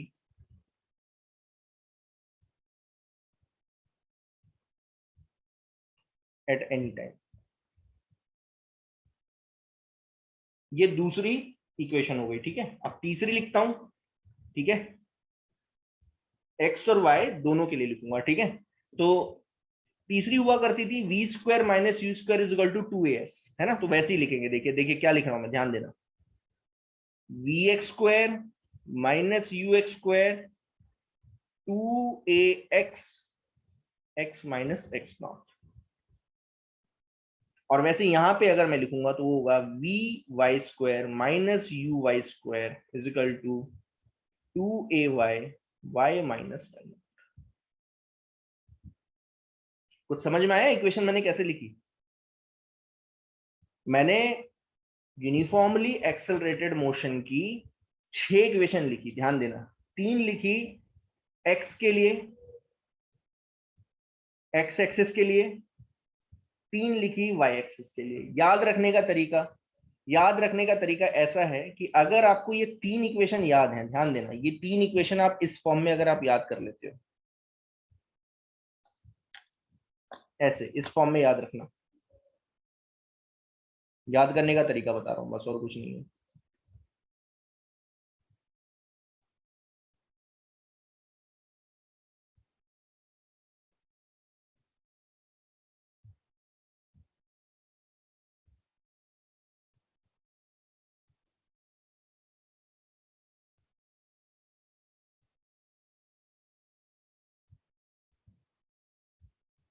याद करने का तरीका यह है कि इन तीनों को ऐसे याद रखो, जहां जहां पे वेक्टर क्वांटिटी आ रही है, जैसे u इनिशियल वेलोसिटी वेक्टर है, a एक्सेलरेशन है, तो जब आप x के लिए लिखोगे, x के लिए ये इक्वेशन लिखना चाहते हो, तो बस आप u a v इन पे क्या कर देना है, बस x कोऑर्डिनेट लिख देना है, ठीक है ना। जहां जहां पे u है, देखिए यहाँ पे है, यहाँ पे है, यहाँ पे है, यहाँ पे है, यहाँ पे है, ये ये और ये भी ऑब्वियस सी बात है, ठीक है ना। तो जहां जहां पे आपको वेक्टर क्वांटिटी दिख रही है, वहां पे क्या कर देना है, x के लिए, अगर आपको x के लिए इक्वेशन लिखनी है तो x कंपोनेंट लिख दो, और वैसे ही अगर y के लिए लिखनी है तो y कंपोनेंट लिख देना। देखिए मैंने ऐसे ही किया है, अगर आप ढंग से देखोगे तो मैंने यहाँ पे बिल्कुल वैसे ही कर रखा है, देखिए। तो आप यूनिफॉर्मली एक्सेलरेटेड मोशन की इक्वेशन आप याद कर सकते हो। अब मुझे क्या करना है, बस इसमें क्या करना है, ये सारी वैल्यू पुट करनी है। जैसे मान लीजिए मैं आपसे बोलूं, बताइए किसी भी टाइम पे x कोऑर्डिनेट और y कोऑर्डिनेट बताओ, तो आप बोलोगे कि सर पहले तो आप ये बताओ कि x0 y0 क्या है, ये दिए जाएंगे, ठीक है ना। ux uy बताओ, ux uy मतलब इनिशियल वेलोसिटी के x और y कंपोनेंट बताओ, और वैसे ही आप एक्सेलरेशन के x एंड y कंपोनेंट बता दो।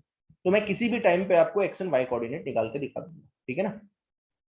वैसे ही अगर आपको किसी भी इंस्टेंट पे वेलोसिटी का x एंड y कंपोनेंट पूछना है, तो आप बोलोगे कि आप सर इनिशियल वेलोसिटी का x एंड y कंपोनेंट बताओ, एक्सेलरेशन का x एंड y कंपोनेंट बताओ, टाइम बता दो, मैं इस इक्वेशन में डाल के निकाल दूंगा।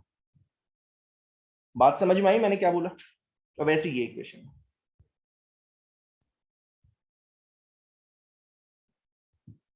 यस, ये चीज समझ में आई सभी को? ठीक है, अब देखिए अब क्या है, अब तो कुछ बचता ही नहीं है इसमें। अब मैं देखो एक एक चीज लिख के दिखाता हूँ आपको, अब ये एक एक चीज लिख के दिखाता हूँ और आप इसमें फीड करके अपने आप इक्वेशन निकाल दोगे, देखना तो, ठीक है। इस डायग्राम को मैं उठा के डाल देता हूँ यहाँ पे, ठीक है। एक चीज देखिए, अब आप खुद बता दोगे, देखिए ढंग से देखना अब, ठीक है। अब आप बोलोगे सबसे पहले तो ओरिजिन बताओ, तो ओरिजिन है ये ओरिजिन है। ओरिजिन पे क्या होता है, एक्स कोऑर्डिनेट होता है 0, वाई कोऑर्डिनेट होता है 0। ये मान लो एक्स एक्सिस और ये मान लो वाई एक्सिस। चलिए कौन मुझे बताएगा एक्स नॉट कितना है और वाई नॉट कितना है? एक्स नॉट वाई नॉट क्या था, इनिशियली जहां पे वो प्रेजेंट है, इनिशियली पार्टिकल कहां, चार्ज पार्टिकल कहां पे प्रेजेंट है, 0 0 पे, तो वही उसके कोऑर्डिनेट हो गए।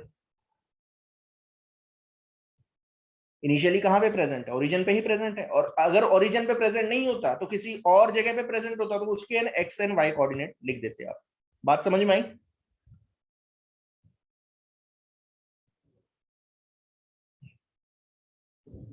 चलिए, वैसे ही अब आप देखोगे इनिशियल वेलोसिटी का एक्स और वाई कंपोनेंट मैं लिख देता हूं। अच्छा, इनिशियल वेलोसिटी का एक्स कंपोनेंट कितना है मुझे बताओ। मैंने सारी वेलोसिटी किस तरफ दी है, एक्स डायरेक्शन में दी है, तो वी नॉट हो गया। इनिशियल वेलोसिटी का एक्स कंपोनेंट वी नॉट हो गया। क्या वाई डायरेक्शन में दी, नहीं दी, तो 0 हो जाता है। बात समझ में आई क्या? भाई सारी वेलोसिटी किस डायरेक्शन में दी है इनिशियली, एक्स डायरेक्शन में दी है, तो वी नॉट हो गया, ठीक है ना, वाई डायरेक्शन में दी नहीं। अब आप बोलोगे कि सर अगर मान लीजिए मैं ऐसे फेंकता, ऐसे फेंक देता, मान लीजिए मैंने वी नॉट इस पार्टिकल को वेलोसिटी दी some theta angle with the X axis, तो फिर कैसे करते, तो फिर आपको क्या करना था, फिर दो कंपोनेंट बना देने थे। यहाँ पे ये कौन सा कंपोनेंट हो जाता है, वी नॉट कॉस थीटा, और ये आ जाता वी नॉट साइन थीटा, ठीक है। और अगर आप ऐसे फेंकते, ऐसे फेंकते, अलग अलग केसेस है, सारे केसेस में बता दे रहा हूं, तो उस केस में क्या होता, ये कंपोनेंट आता वी नॉट कॉस थीटा, और ये आता V naught sine theta, but इस केस में ये नेगेटिव हो जाता, ये तो पॉजिटिव ही रहता, ये तो पॉजिटिव रहता, ये पॉजिटिव और ये पॉजिटिव। आई होप ये चीज समझ में आ गई होगी, क्योंकि इस पर्टिकुलर केस में जो y डायरेक्शन, जो वेलोसिटी का जो y कंपोनेंट है वो नेगेटिव y डायरेक्शन में, तो इसलिए नेगेटिव लेना पड़ेगा, ठीक है। बात समझ में आई, तो ये सारे केसेस हैं, कुछ भी केस जो है आ सकता है आपके आपके उसमें, ठीक है ना। आपको समझ में आ जाना चाहिए कि x और y कंपोनेंट कैसे निकालना है और साइन कैसे रखना है। देखिए यहाँ पे सारा का सारा वेलोसिटी जो है वो x डायरेक्शन में दी है, और किस डायरेक्शन में, पॉजिटिव x डायरेक्शन में दी है, इसलिए क्या लिखूंगा, प्लस वी नॉट। चलिए अब x देखिए, एक्सेलरेशन का x component and y component देख लीजिए। अच्छा y कंपोनेंट में बताओ फोर्स, x डायरेक्शन में कोई फोर्स लगाएगा, लगेगी इसमें, चार्ज पार्टिकल को मोशन तो ऐसे दिया है, लेकिन इलेक्ट्रिक फील्ड किस डायरेक्शन में प्रेजेंट है, नीचे की तरफ, समझ में आया। इलेक्ट्रिक फील्ड का है नीचे की तरफ है ना, y डायरेक्शन में, तो y डायरेक्शन में ही चार्ज पार्टिकल में फोर्स लगती है, x डायरेक्शन में कोई फोर्स नहीं लग सकती, क्योंकि x डायरेक्शन में कोई भी फील्ड मौजूद नहीं है, कोई फोर्स लगी नहीं रही x डायरेक्शन में, तो x डायरेक्शन में कोई एक्सेलरेशन आएगा नहीं, y डायरेक्शन में सारा एक्सेलरेशन आएगा। अच्छा y डायरेक्शन का एक्सेलरेशन कैसे निकालोगे, तो y डायरेक्शन का एक्सेलरेशन निकालने का तरीका क्या है, y डायरेक्शन में जो फोर्स लगेगी वो होगी QE, where E is the electric field, ये जो यहां पे बनाई थी ना, ये जो ई थी, ये है electric field. So Q E is the force acting on the charge particle in Y direction. हाँ, और एक बार फोर्स पता चल गई वाई डायरेक्शन की, तो एक्सेलरेशन क्या होगा वाई डायरेक्शन का, वो आप निकाल सकते हो,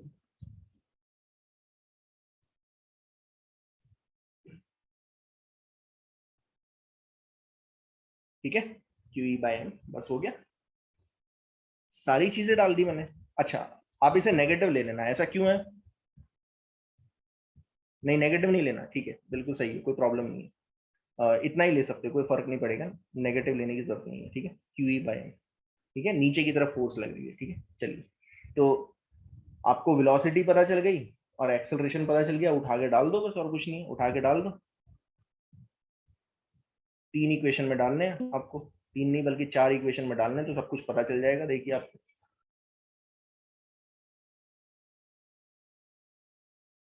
coordinate of the particle at any time कितना हो जाएगा, एक्स कोऑर्डिनेट देखो क्या आएगा, मैं एक्स कोऑर्डिनेट निकाल रहा हूँ, फिर छोड़ देता हूँ, ठीक है ना, फिर 5 बजे स्टार्ट करेंगे, ठीक है। देखिए क्या होगा, एक्स नॉट है 0, U X V naught T, A X 0, T square, तो एक्स कोऑर्डिनेट होगा किसी भी टाइम पे वी नॉट टी, ये इक्वेशन याद रखना सीधा,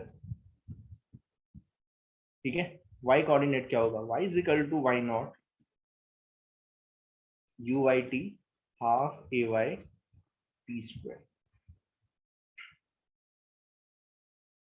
वाई नॉट है 0, यू वाई है 0,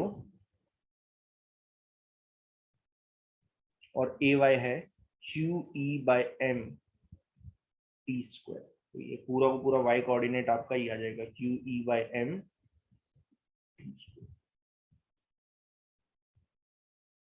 देखिए अब अगर आपको चार्ज पता है, इलेक्ट्रिक फील्ड पता है और मास पता है, ठीक है ना, क्यू ई और एम, अगर आपको ई निकालना आता है तो ई ऊपर से निकाल के दिखा दिया। देखो ये 3 फॉर्मूले बताए थे यहाँ पे, देखो ये फॉर्मूले बताए थे ना, इससे इससे आप ई निकाल सकते हो। चार्ज और मास दिया जाएगा, ई दिया, ई निकाल लिया आपने, इसमें डालो, ये एक्सेलरेशन हो गया।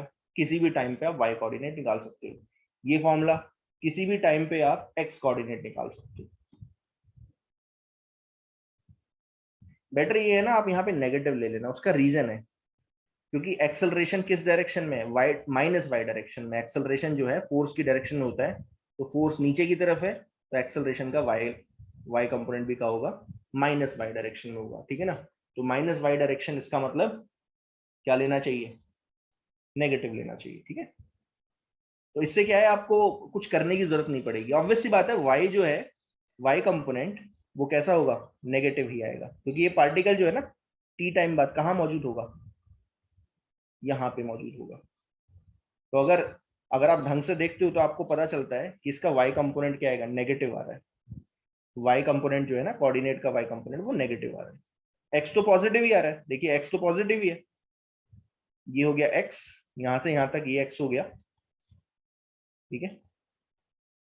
और y जो है वो है ये, y नेगेटिव आ रहा है। तो अब आपको इसमें कुछ करने की जरूरत नहीं है, ठीक है ना। आप सिर्फ डाल दोगे ना तो आपको x और y कंपोनेंट पता चल जाएंगे। आई होप समझ में आया सभी को। और एक और चीज, ये लास्ट है, इसे बोलते हैं इक्वेशन ऑफ ट्रेजेक्टरी।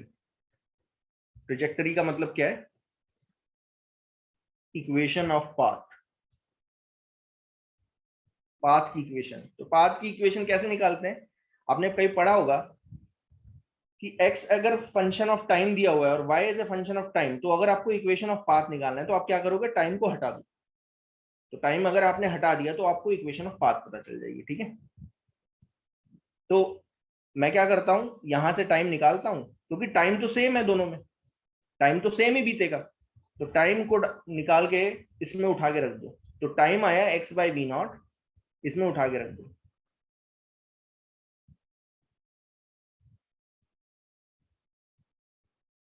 तो ये आपका पैराबोलिक की इक्वेशन आ जाएगी। देखिए ये पैराबोलिक इक्वेशन है, अगर आप ढंग से देखोगे, Q minus Q E by M V naught square नीचे ले लेता हूं इंटू एक्स को, तो ये आपकी पैराबोलिक की इक्वेशन है। This is the equation of parabola.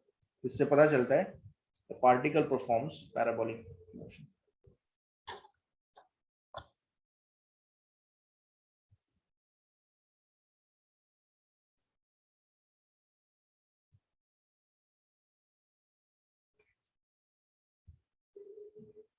ठीक है, तो आज के लिए मेरे ख्याल से काफी है, ठीक है। कल इसके मैं क्वेश्चंस करवा दूंगा आपको, ठीक है। और फिर हम ये वाला क्वेश्चन लेंगे, ठीक है ना, ये वाला क्वेश्चन लेंगे, क्योंकि ये क्या है, दोनों का कॉम्बिनेशन बनाया हुआ है। तो पहले मैं इसके क्वेश्चंस करवाऊंगा आपको, और फिर मैं ये वाला अटेम्प्ट करवाऊंगा आपको, ठीक है। अगर ये समझ में आ गया, ये वाला पार्ट समझ में आ गया आपको ये, तो फिर ये समझ में आ जाएगा पूरा पूरा, ये वाला क्वेश्चन फिर आपको समझ में आ जाएगा। पहले आपको ये समझना पड़ेगा उसके लिए, ठीक है। वो कल देखते हैं, कंटिन्यू करेंगे। आप देख लिए, बाकी क्वेश्चन भी कर लो। और बेटर ये है ना, सबसे ये भी ठीक है कि आप क्या करो, साथ में गैल्वेनोमीटर के भी क्वेश्चंस करते जाओ। गैल्वेनोमीटर के छोटे छोटे क्वेश्चंस हैं, शुरू शुरू में तो आपको छोटे छोटे ही मिलेंगे, बाद में जो है जो प्रीवियस ईयर्स के क्वेश्चंस है वो डाले हुए हैं मैंने, ठीक है। तो आप गैल्वेनोमीटर के भी कर लो, ठीक है, साथ साथ कर लो। नेक्स्ट क्लास जो है अभी जो है 5, उसमें मैग्नेटिज्म स्टार्ट करेंगे,